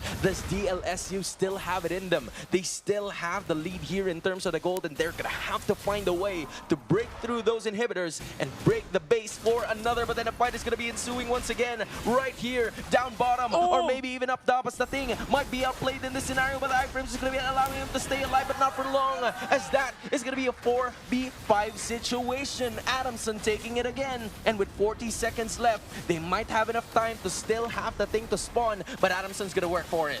They have to work for it. They have to try, and that was the best thing they put their effort and work into, because by taking Tating out and possibly Ong right now, it's gonna be a big tide turner for the side of Adamson. Majority of the gold is actually on those two members, and now they were able to force a Wind of Nature on Sanchez and a Purify as well. This is not looking good for DLSU. With 10 seconds to the Lord fight, an evolved Lord.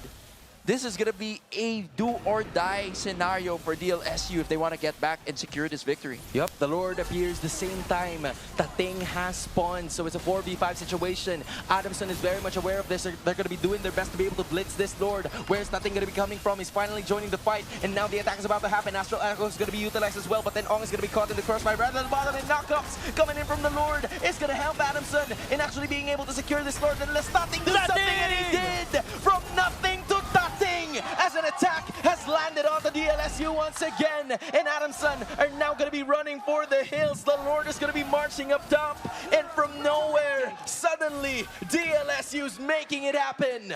They're so on point. They want this so bad. Arrows being shot left and right. Very thematic because Tating was throwing arrows, shooting arrows into Adamson Soaring Falcons with Lim's assist. Now with the Evolve Lord pushing the top lane, taking that inhibitor turret onto the side of Adamson. This is looking like a deja vu of game number 1, but this time it's DLSU delivering the blow. They're still on it. Adamson is still in the game. There's still 5 people. The Rafaela was able to heal 1, and the damage from Anastasio is going to be felt absolutely by one of their laners. And DLSU can only get 1 here. Adamson does have a decent amount of wave clear, and we're not going to be going anywhere just yet because Adamson will fight with everything they've got. We are slowly experiencing, this is DLSU's timing. This is the game DLSU wants to be playing. They have an active Lim. They have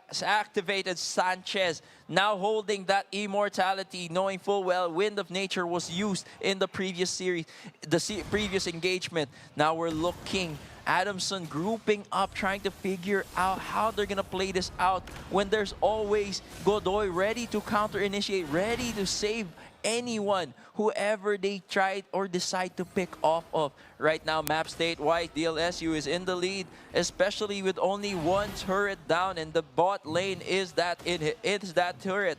But of course, it's only a matter of time because back again, the gold swing goes to the side of DLSU. Yep, they have been holding on to that gold lead for quite some time. A 17,000 gold for Tating. He's been the stellar performer for DLSU as we speak. The same I could say for Lim, who has only died once in almost 21 minutes of gameplay. For Adamson, their ace is going to be Anastasio this time around. Those Star Shatters need to hit the most squishy members of DLSU for them to slowly advance. They've already lost a single inhibitor. Another would not be so helpful as for them to make a comeback in this game. Because DLSU has managed to land and make something work yet again. 50% is going to be the HP. Tanyoko's going to be joining the party, and Granzo's going to be checking it slowly. Now Valera's going to be inside. Astral Echo's going to be tossed as well. The fight is going to be turning. DLSU will decide to let go of the Lord, and now going to be turning on to Tanyoko as the Belleric is down, and that's the only one they need. And because of the blitz that had happened,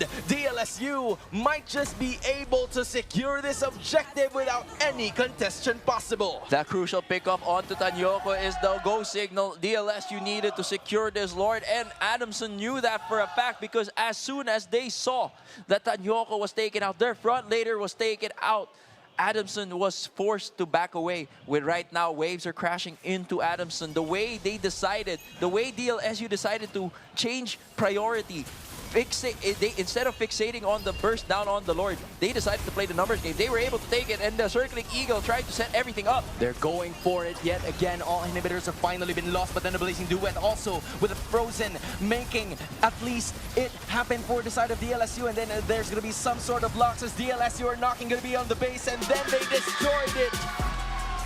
The title defense is still alive, and the dream will continue for DLSU as they tie the series. We have a game in our hands, folks. This is the first best of 3 series we're gonna be experiencing in UAAP MLBB Season 88. What a game, what a series, both going past 20 minutes, both including late game decisions.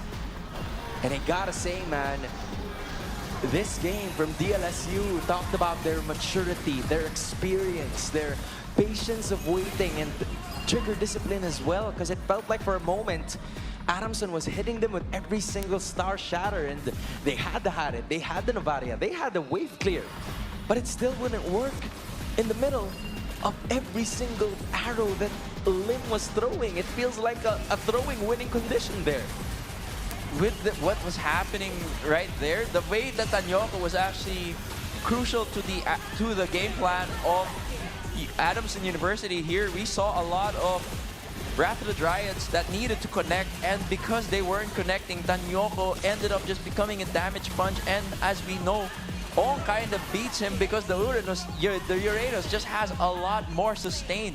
So as soon as Tanyoko was taken out, and that was DLSU's time to shine, and that's how they were able to pop off. And you gotta give it to the members of DLSU too, because they were just performing out of their minds because Lim was able to secure that Lord Steal, and that's what prolonged their lifespan in this series. Yeah, that was quite unfortunate also for Adamson, because you can depict some of the mistakes that they did. Number one, Tanyoko wasn't on point with 2 of his Flicker Wrath of Dryads. I think that would have been a totally different story in terms of the team fights had he was able to do it. But then, if you're looking at how DLSU was just able to punish majority of those mistakes, it has been stellar too. In addition to Godoy just providing a lot of space, providing a lot of healing, and he didn't even die in this specific game, providing so much utility for the side of DLSU as they're going to be taking this to a 3rd straight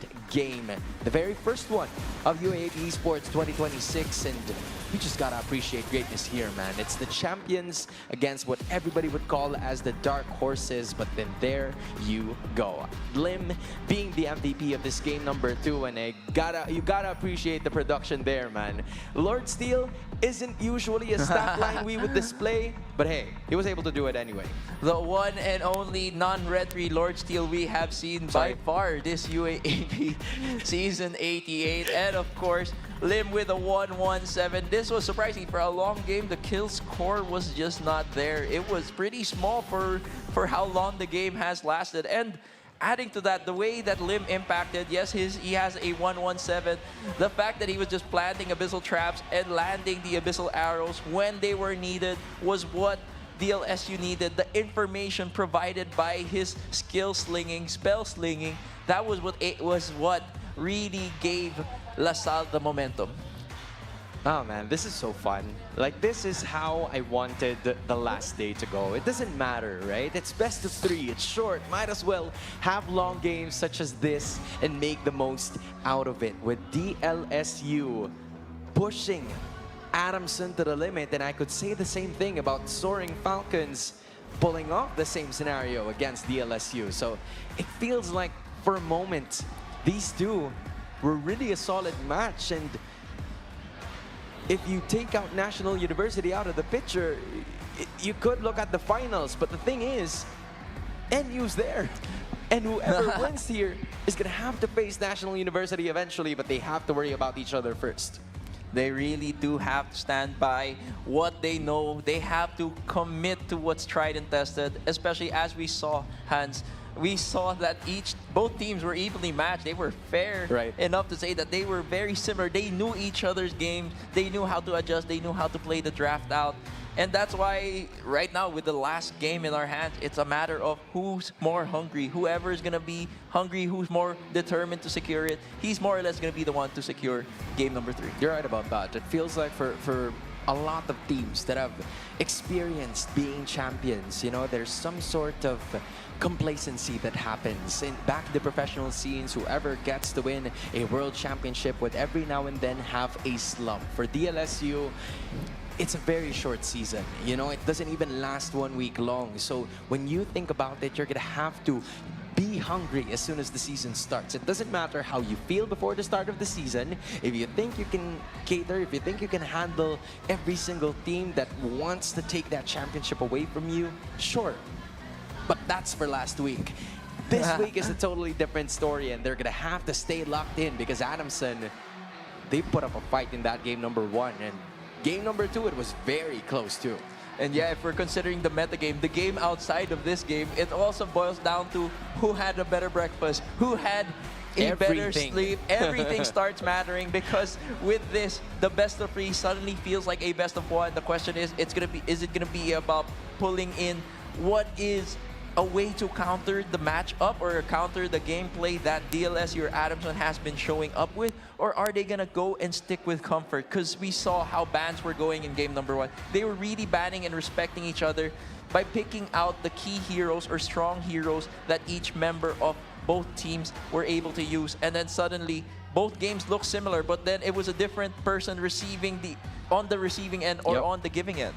It really relies on those uncanny decisions that they do that makes things so much better for them. In game number 1, it was Valera continuously, landing those hits on Lim with an Ovaria, something that we were not supposed to see every now and then.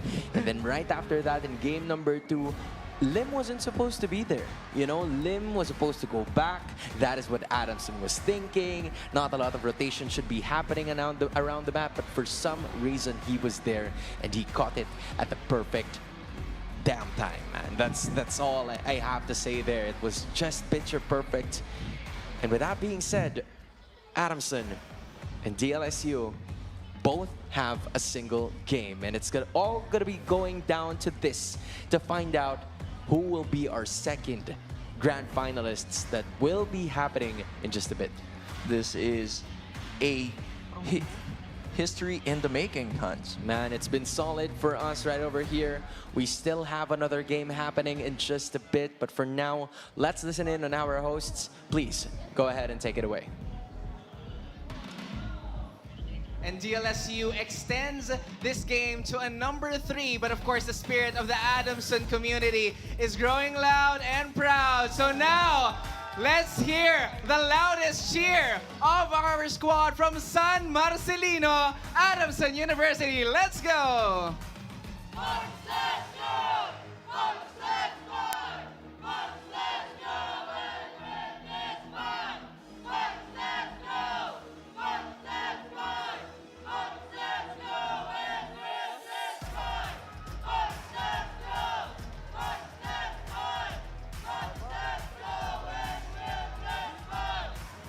And now, of course, let's hear it for the side of DLSU. Let's go to Angelica.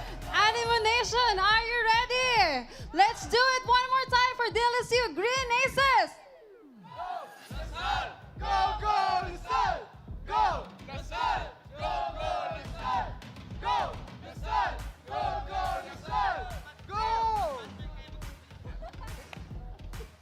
And All right. one more time, Rexer. Okay, one more time for the Adamson University. Let's go!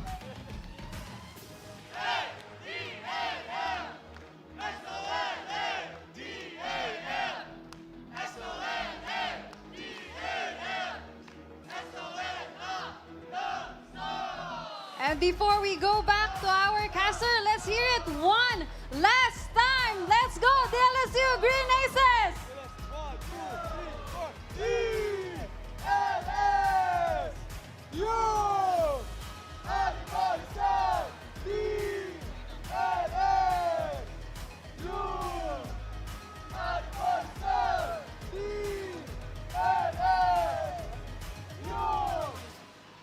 And now, there you have it. And now let's hear it back to our casters. Hans and Miggy, take it away.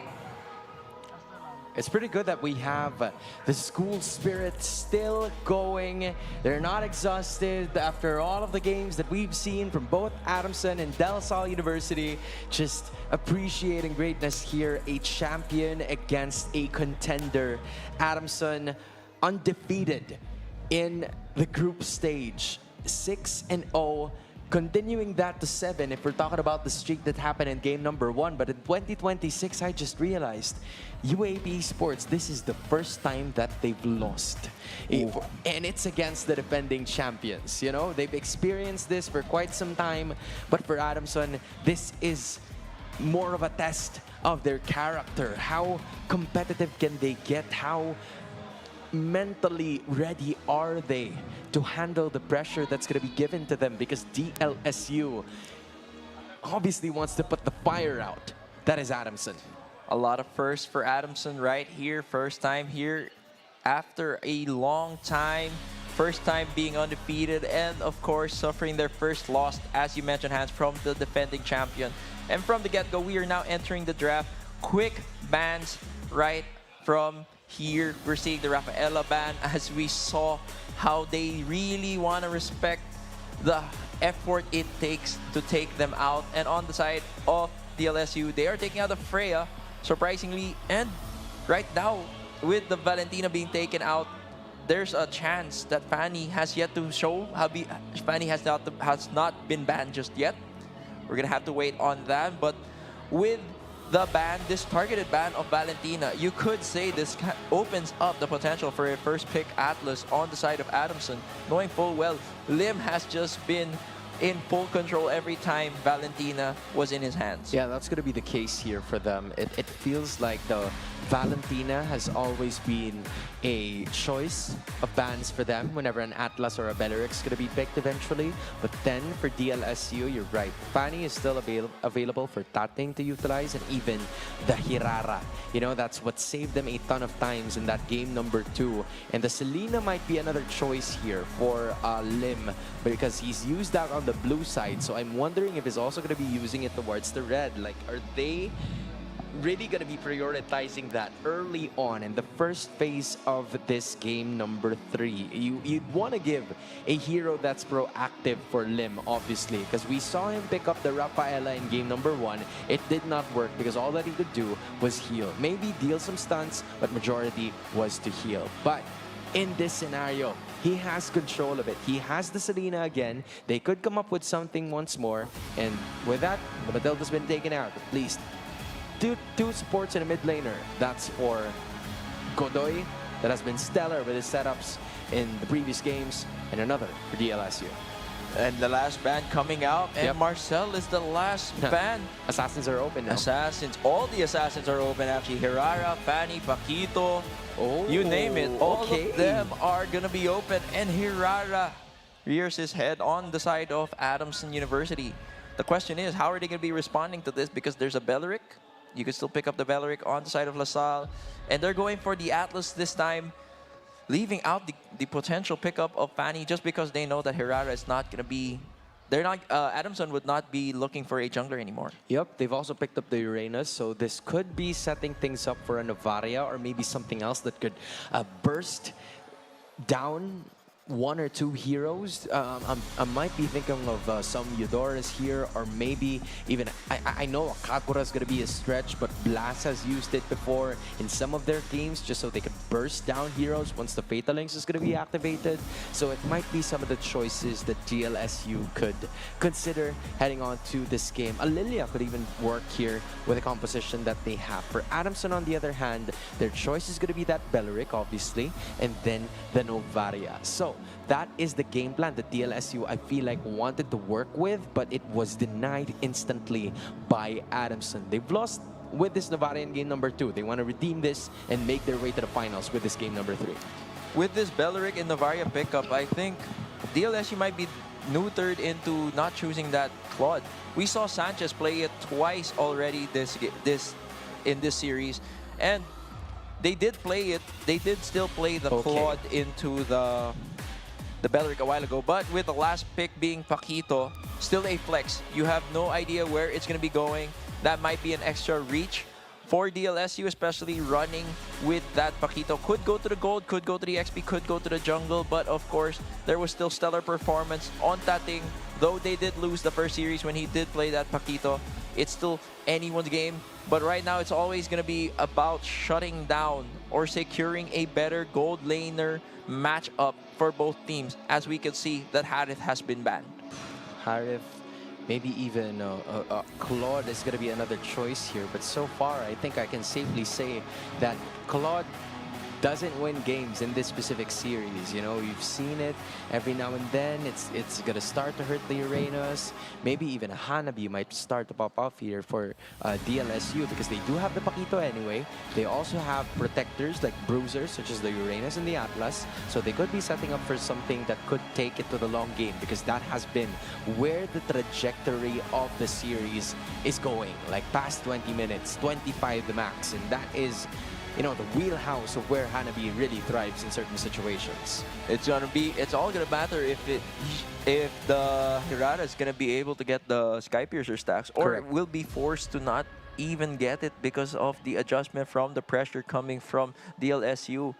The thing about it is, more or less, she does actually have to take it just in case, with how tanky the frontliners of DLSU is, with the Atlas being a great tanky setter, with the Uranus being such a damage punch, you have no choice but to take up and pick up that Hirara. But with the last ban being that Hanabi, Adamson might be choosing or preferably picking up that Claude for themselves instead. With that being said, Adamson here, I mean, now I wonder, because like DLSU could have had the Hanabi for themselves, to be honest. But Adamson, if they do have the Hanabi, which is no longer going to be a scenario now, it takes them way back because the damage output is going to be so late having the Novaria and having the Hanabi. And I think that's not the playstyle that Adamson would want to go for. They want to dominate the early game as much as possible, but they're also taking out the Zushin. So that being said, the Beleric is going to have quite an easy time. No Valentinas here, so all ultimates are going to be up to both Godoy and Granzo in actually maximizing it to the fullest of its potential. But the ball is on DLSU's court now. I'm wondering if they're going to be picking up a mid laner to just hide that gold laner and allow them to react to what Adamson is going to be picking. It's going to be a hard ask right now, but Novaria is going to be a hard pick-off. But with the last game on the line, you can always leave it to that Selena. Still a great pick, especially if it's in the hands of Lim. But the question is it gonna be enough of a mid laner?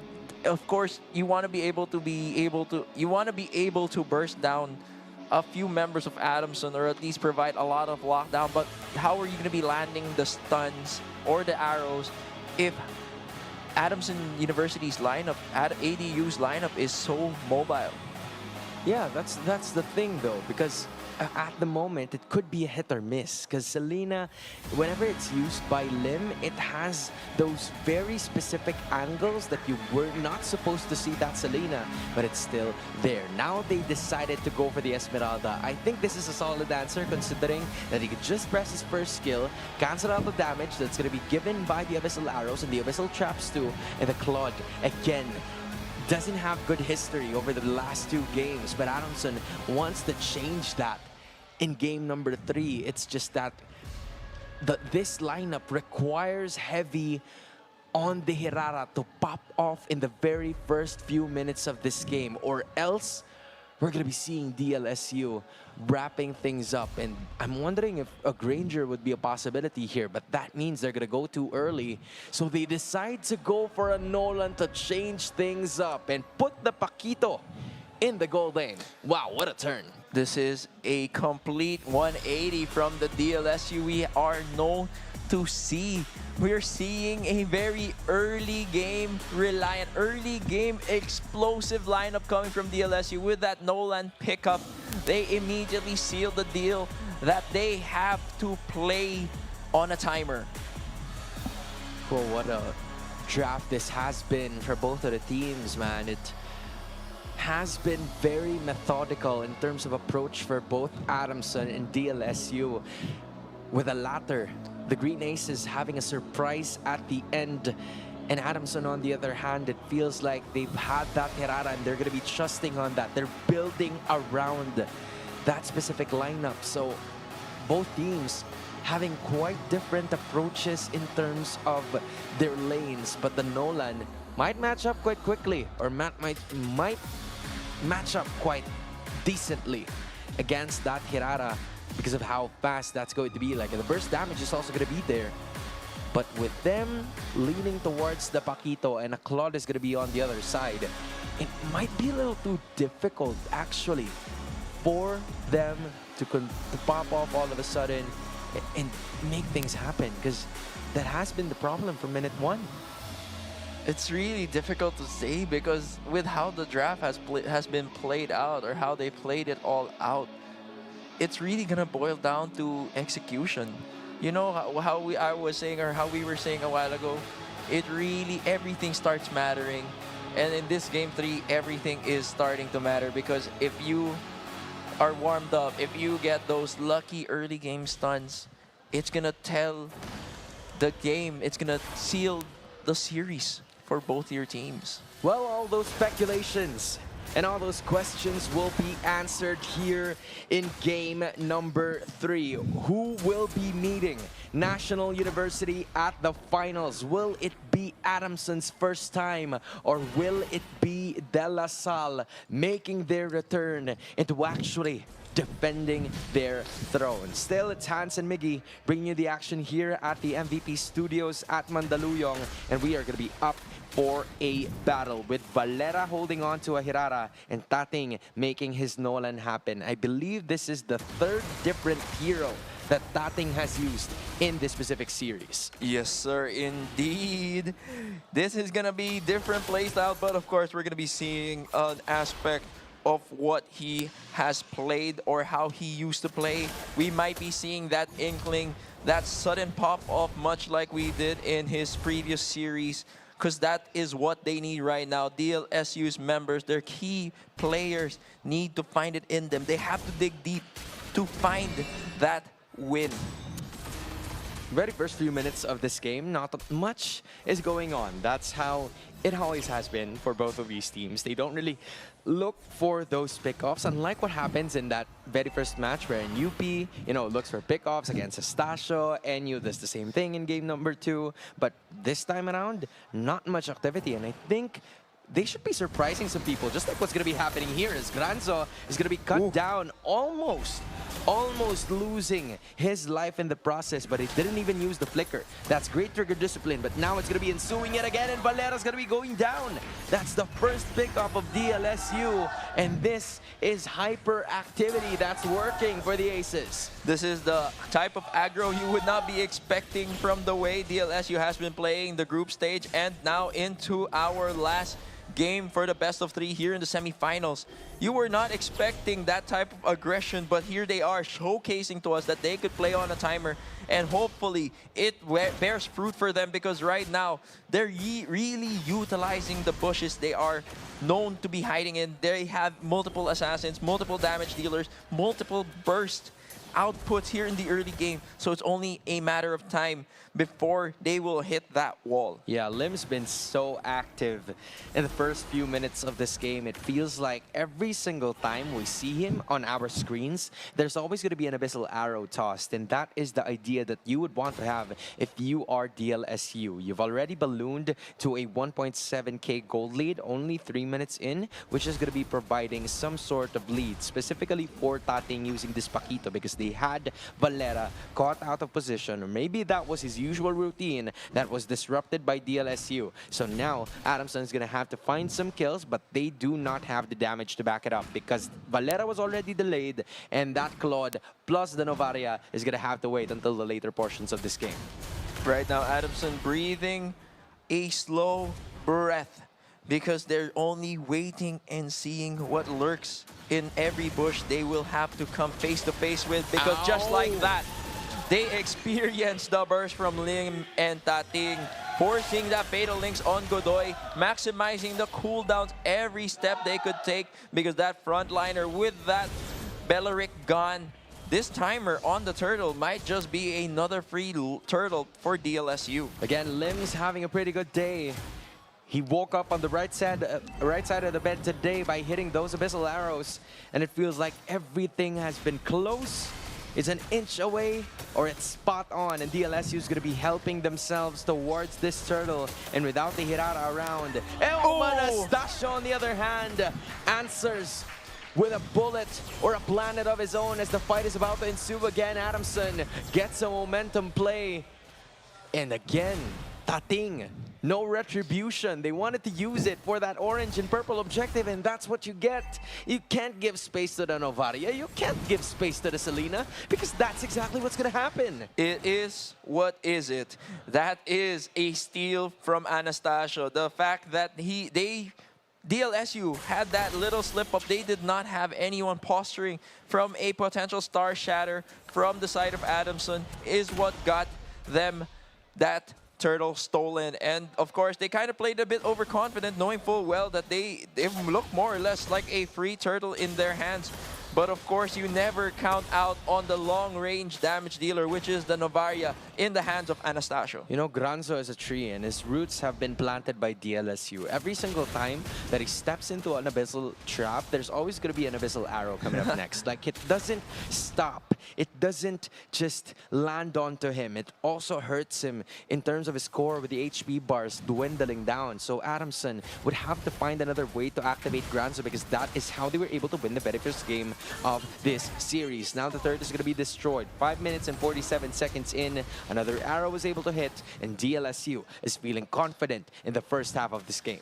Confident enough because they have that 2.5k gold lead with a super deep cut coming from Ong, really wiping out the wave, forcing Tanyoko to respond to his lane. Looking at the itemization right now, more or less a lot of the gold is onto the side of the damage dealer, the jungler, and Paquito. Sanchez and Tating have the most of the gold onto the side of DLSU, which just means they have the burst damage. And now Adamson bringing up the numbers, but there was a juke coming from Tating, but Sanchez was not as lucky as they are able to force that kill onto Sanchez. Now Adamson, happy and satisfied with that pick-off, are looking to retreat, but with a follow-up kill to Hilario, suddenly DLSU is turning this game around. That engagement, that pick-off has now resulted in the death of the 3 members of Adamson Soaring Falcons. Oh, they stayed too long. Or they were forced to stay too long because of Godoy being there. 3-0-2 for the Atlas now, and 4 lives have been lost. Sure, they were able to get the gold laner in Sanchez, but he's willing to die as long as Tating stays alive. He gets 4 of those bursted down onto the members of Adamson University, and DLSU has a very sizable lead ahead of them. A turret has been destroyed, 1 more is going to be broken down bottom, and Adamson is being pushed back consistently. They're waiting for the claw, they're waiting for the Novaria to start popping off, and without that happening, DLSU is just going to be taken over up until the 10th minute, and it's up to Adamson to weather that down. The timers have been set, and DLSU is the one to set it all up right now. They are providing so much aggressive pressure, trying to force that mid lane turret down. If by 12 minutes they have overtaken, if DLSU by 12 minutes has overtaken a lot of the map, it's going to be a different story. But there's now a setup and connection from Godoy behind the members of Adamson University. Yep, but it still takes so much damage no matter how long they stay alive. It feels like it hurts. Tanyoko's going to be put up to 50% of his HP. I don't think that's even 50% without the shield. So Adamson, again, the damage output of DLSU has been legit, and they're feeling all the confidence in the world. They're just walking around under the turrets. So for the Soaring Falcons to be able to soar in this game, they're going to have to find a way to come up with something because the damage output is not going to be enough. They're protecting some of their damage dealers. Hilario is going to be felt eventually later on, but not just today. They have to get the 12 minutes, hell, maybe even 13 or 14 minutes because of the discrepancy of the gold lead that's starting to arrive with DLSU holding on to a 6k gold lead. DLSU is really forcing the matter with Hilario being taken out.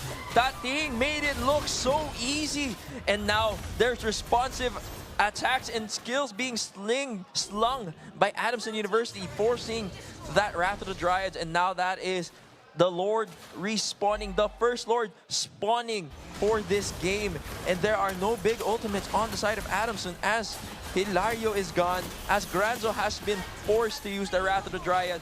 This was a free Lord take for DLSU, now ballooning up to 7,000 gold lead. And for some reason, DLSU is quite tired of the close calls already. They don't want those 20-minute games. They want to finish this as fast as possible. And Adamson, they're waiting for those. They've been anticipating that it would go there yet again. That's the reason why they've had this Anastasio. Then there's going to be the Fatal Links as well. And then Anastasio's going to be falling down to Sanchez with a double kill as well. The Blazing Duel is going to be doing its best to eventually try to compete. But then 4 heroes are down. The Lord is going to be marching in with there's still 18, 15 seconds for some of the members of Adamson to stay alive. Fortunately, for Hilario, there are still some holy shields to help him in terms of the defense. But after that, it's going to be very tough for them to defend. The Holy Shields will be enough, that is for sure. Adamson will get back in this game, but De La Salle University is now leading by 10K. This is a very different DLSU Green Aces we are seeing in game number 3.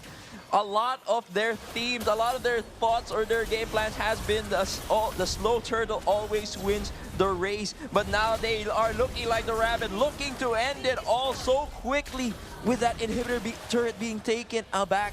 DLSU is now in the base of Adamson University. Now ultimates are going to be available for at least some of DLSU's members, but I guess they're not going to be throwing it off or pushing it in, as Godoy is just zoning every single Adamson member. He knows that none of them can give some damage apart from maybe Valera, who's having a hard time trying to get his itemizations going. Adamson, this is the corner that we've talked about. 11 minutes in, 11K gold lead as well. A kill or at least 1,000 of a gold a lead per minute. Adamson, this is not what they were supposed to do. This is not what they've had in mind. They wanted to take this a long game. They were thinking that DLSU is going to be passive, but look at this one again. Godoy is going to be at the end of the crossfire, and it's going to be enough to crush Granzo right there using that Belerek. Tanyoko is going to be there in the middle of it all, and Valera's doing everything he can to be able to help him, but nothing is going to work for Adamson as DLSU gets it again, all while Sanchez was putting some pressure on the top lane. That is 2 frontliners down onto Adamson, looking at the gold lead, almost 11,000 to 12,000. It was all because majority or half that gold lead is in fact on Tating, on Sanchez. So they have so much burst, and now Adamson's gonna feel it. And even those iframes aren't even hurting Ong anymore. That is how big of a gap we see between these two teams, how anticlimactic. The very first game, it was 20 minutes. The very second game, it was very close. Both of those matches landed on or depended on the late game decisions that both of them were making. But so far, DLSU, they're bringing that momentum from game number 2, and Adamson losing for the very first time seems to bite them in the butt, bite them everywhere, because Adamson is starting to crumble under the pressure. It wasn't just that loss that was blown by DLSU on to Adamson. It is the mental toll it takes. If you haven't lost a match yet, having experienced your first loss ever, it takes a while to recover. And now DLSU not giving Adamson any time to recover, as the Lord is going to be crashing on the top lane. You could see the way that Godoy has been utilizing the Fatal Links, really copying Granzo's playstyle in game number 1, wherein it's always just about securing a damage dealer or the frontliner setup. Adamson, is this going to be their last stand? There goes the Wrath of the Dryad, and then there become combos coming in from Adamson as they will be fighting back. Some flickers are going to be tossed. The wombo combo works as Adamson is going to be breathing for a bit. I wonder if DLSU will actually land for round 2 in this one, because they do have the damage, they do have the arrows, but those are going to be some pokes that might be enough for them to eventually make it back towards this game, as Adamson is still here. Adamson is breathing, and they will not die just yet. If they were playing for picks, Godoy being taken out was the best pick off they could possibly get, just because they defeat the setup, the wombo combo as you called it, Hans. The Fatal Links into either the Fracture or the burst down coming from Lim and Sanchez. Sanchez right now, yes, they have the gold lead. Tating has the gold lead, has no deaths. Lim have the damage.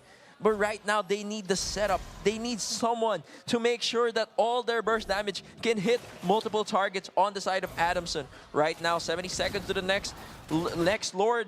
But Adamson looking pretty stable, given that they still have no inhibitor turrets in the mid and top lane. Yeah, still we cannot deny De La Salle University is leading by 11,000 in terms of gold lead. Adamson is still far from tying up the economy in game number 3 still, because of them protecting Hilario. In spite of him losing 2 lives in the process, they were able to come up with something, protect their inhibitor at the bottom, which is the only thing that's been left from all of the turrets that Adamson was trying to preserve in this game. De La Salle University just being very calm, but at the same time using those combos and Adamson DLSU, both of them have combos that I feel like could work on the other, but DLSU just packs more punch compared to Adamson as of the moment. They still have to wait for the Claude to finally pop off. Once they hit that timing, once they find their stride, Adamson University's lineup is going to be able to dish out so much damage.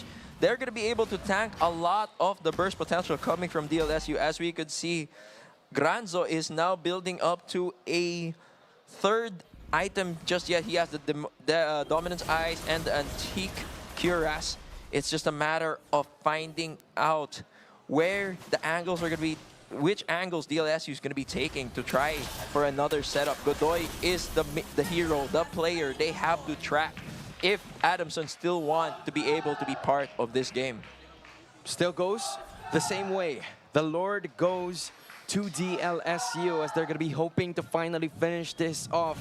Adamson, we thought it was going to be their last stand 2 minutes or 3 minutes ago, and yet they're still here. They want to do that again, this time with a Wind of Nature built up by Hilario. They're hoping to still stay in contention, but Tating is still unscathed. They want to finish this off as fast as they could. We're now slowly waiting for the Lord to march down the mid lane. Only a matter of time. We're waiting on the setups. They have vision on DLSU, but they don't have any intel on Godoy with a concealed play.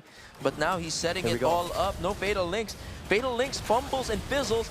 Now this might just be a pushback for Adamson. They are looking for the go signal. Yep, 50% is the HP of the Lord, and they're going to be going straight for it. That thing already utilizes ultimate, but then the fight is going to be there again, and Granzo goes down. There goes the Wrath of Dryad, and the Blazing Duo is going to be utilized by Hilario, doing his very best to be able to stay alive in this situation, but two heroes are finally down. The attack is still going to be happening. Ong is going to be regenerating his HP, and the thing still standing. Now they're going to be locking on it with the minion waves, and with that being said, 3 heroes are down, and De La Salle University will stay in the running and meet their fate with a rematch against National University. They woke up, guns a-blazing. They kind of had that slow start. That was their game plan. They had to find their stability. They did so in game number 2 from their loss in game number 1. Now they wanted to end it quickly. They had Adamson downloaded, and now we're going to be experiencing a rematch. What a game, what a series this has turned out to be.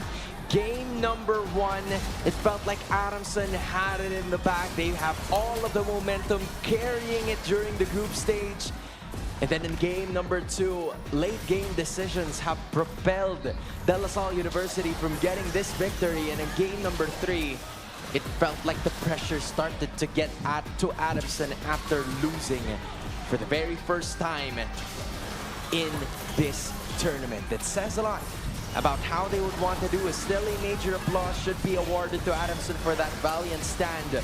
But we cannot deny, from the start of this tournament, these two teams were at the top of their game. And 3 days later, it's official. They still are.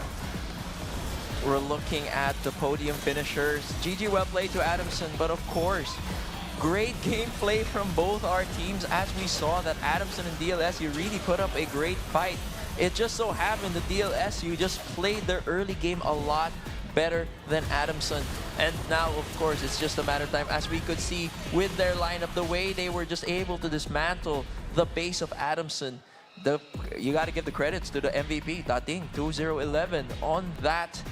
So much impact coming from that Nolan last pick. Yeah, that turned out for the better for De La Salle University. They're just doing pretty amazing here. Just very stellar with their performances, acknowledging the fact that Adamson is going to be eventual Dark Falcons that will be surrounding them every now and then. But for now, what a performance from De La Salle University. This is the kind of decision-making that you'd want to see as they go up against the final boss. These are 2 final bosses wrapping around each other and wrapping up the season with another best-of-3 series. They've seen one another during the group stage. De La Salle had momentum on them. De La Salle University had momentum on them even from the start of this tournament, the origin of this tournament. And now, NU obviously wants their revenge, and they're going to be seeing each other with a last best of 3. But before anything else, I think it's about time for us to talk to our hosts together with De La Salle University Green Aces in just a bit, man. It's been absolutely amazing for all of us, and we're about to find out what they're going to be saying with this interview. And DLSU takes the final ticket all the way for the grand finals. Again, a big hand for DLSU Green Aces. And of course, still, congratulations for Adamson University for making it this far into our competition. But before anything else, of course, starting our semifinals 2 MVP. So, of course, you guys had a lot of adjustments, especially with Adamson University having an undefeated streak during the group stage. But you guys put the brakes on Adamson. What was the difference that you guys had to make to allow that for your team to get that win? So, honestly, sa first 2 games, medyo shaky kami. Pero good thing sa game 3, nakapaglaro kami na maayos kung paano talaga kami maglaro. So, yun yung naging result. All right, and of course, going up against National University, you guys are the only ones in this entire season to put a stop to a winning streak for both NU and Adamson. So, any message from your other teammates as well? What's your message for your opponents in the grand finals? Good luck sa atin dalawa. Sure naman kami na maganda yung mabibigay namin laban mamaya. All right, and of course, just one last thing.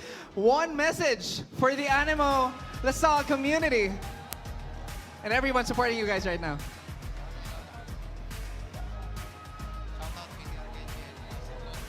To everyone, to the De La Salle community, friends, family, thank you all for supporting. We will ensure that we will give you guys a good game, especially here in the grand finals. And shout out to our BTR Malaysia coaches, Pat and Kenji. And of course, our head coach, really great. Thank you. All right, so once again, thank you so much, and congratulations once again to the DLSU Green Aces going up against National University later on. But before anything else, Angelica, let's go. There you have it, Rex. We finally determined the 2 teams that will go to the finals. But before that, I would like to also congratulate the 2 teams who made it to the semis. That is the UP Fighting Maroons and Adamson Soaring Falcons. Yes, and again, for everyone who made it this far into this competition, give yourselves a big hand because no one else was able to reach, again, this big of a feat in this tournament. From University of the Philippines Fighting Maroons, of course, Adamson University Soaring Falcons. And now we're down to our top 2 teams. It's DLSU Green Aces versus the NU Bulldogs. And for those who haven't watched it yet, we are live at the UAAP University YouTube channel and also One Sports YouTube channel, and of course Pilipinas Live. And for those who want to catch the live on site, we are selling tickets here at the TV5 MVP Studios. All that and more, so keep it locked in. Once again, my name is Rex Ribeyani together with Angelica Sarmiento. We will be right back for the grand finals. Don't go away.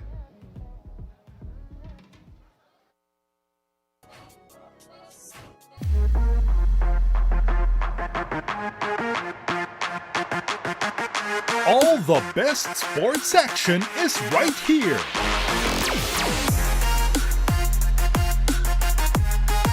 Never miss a play. It's now alive and well, this Levi defensive stop of the half.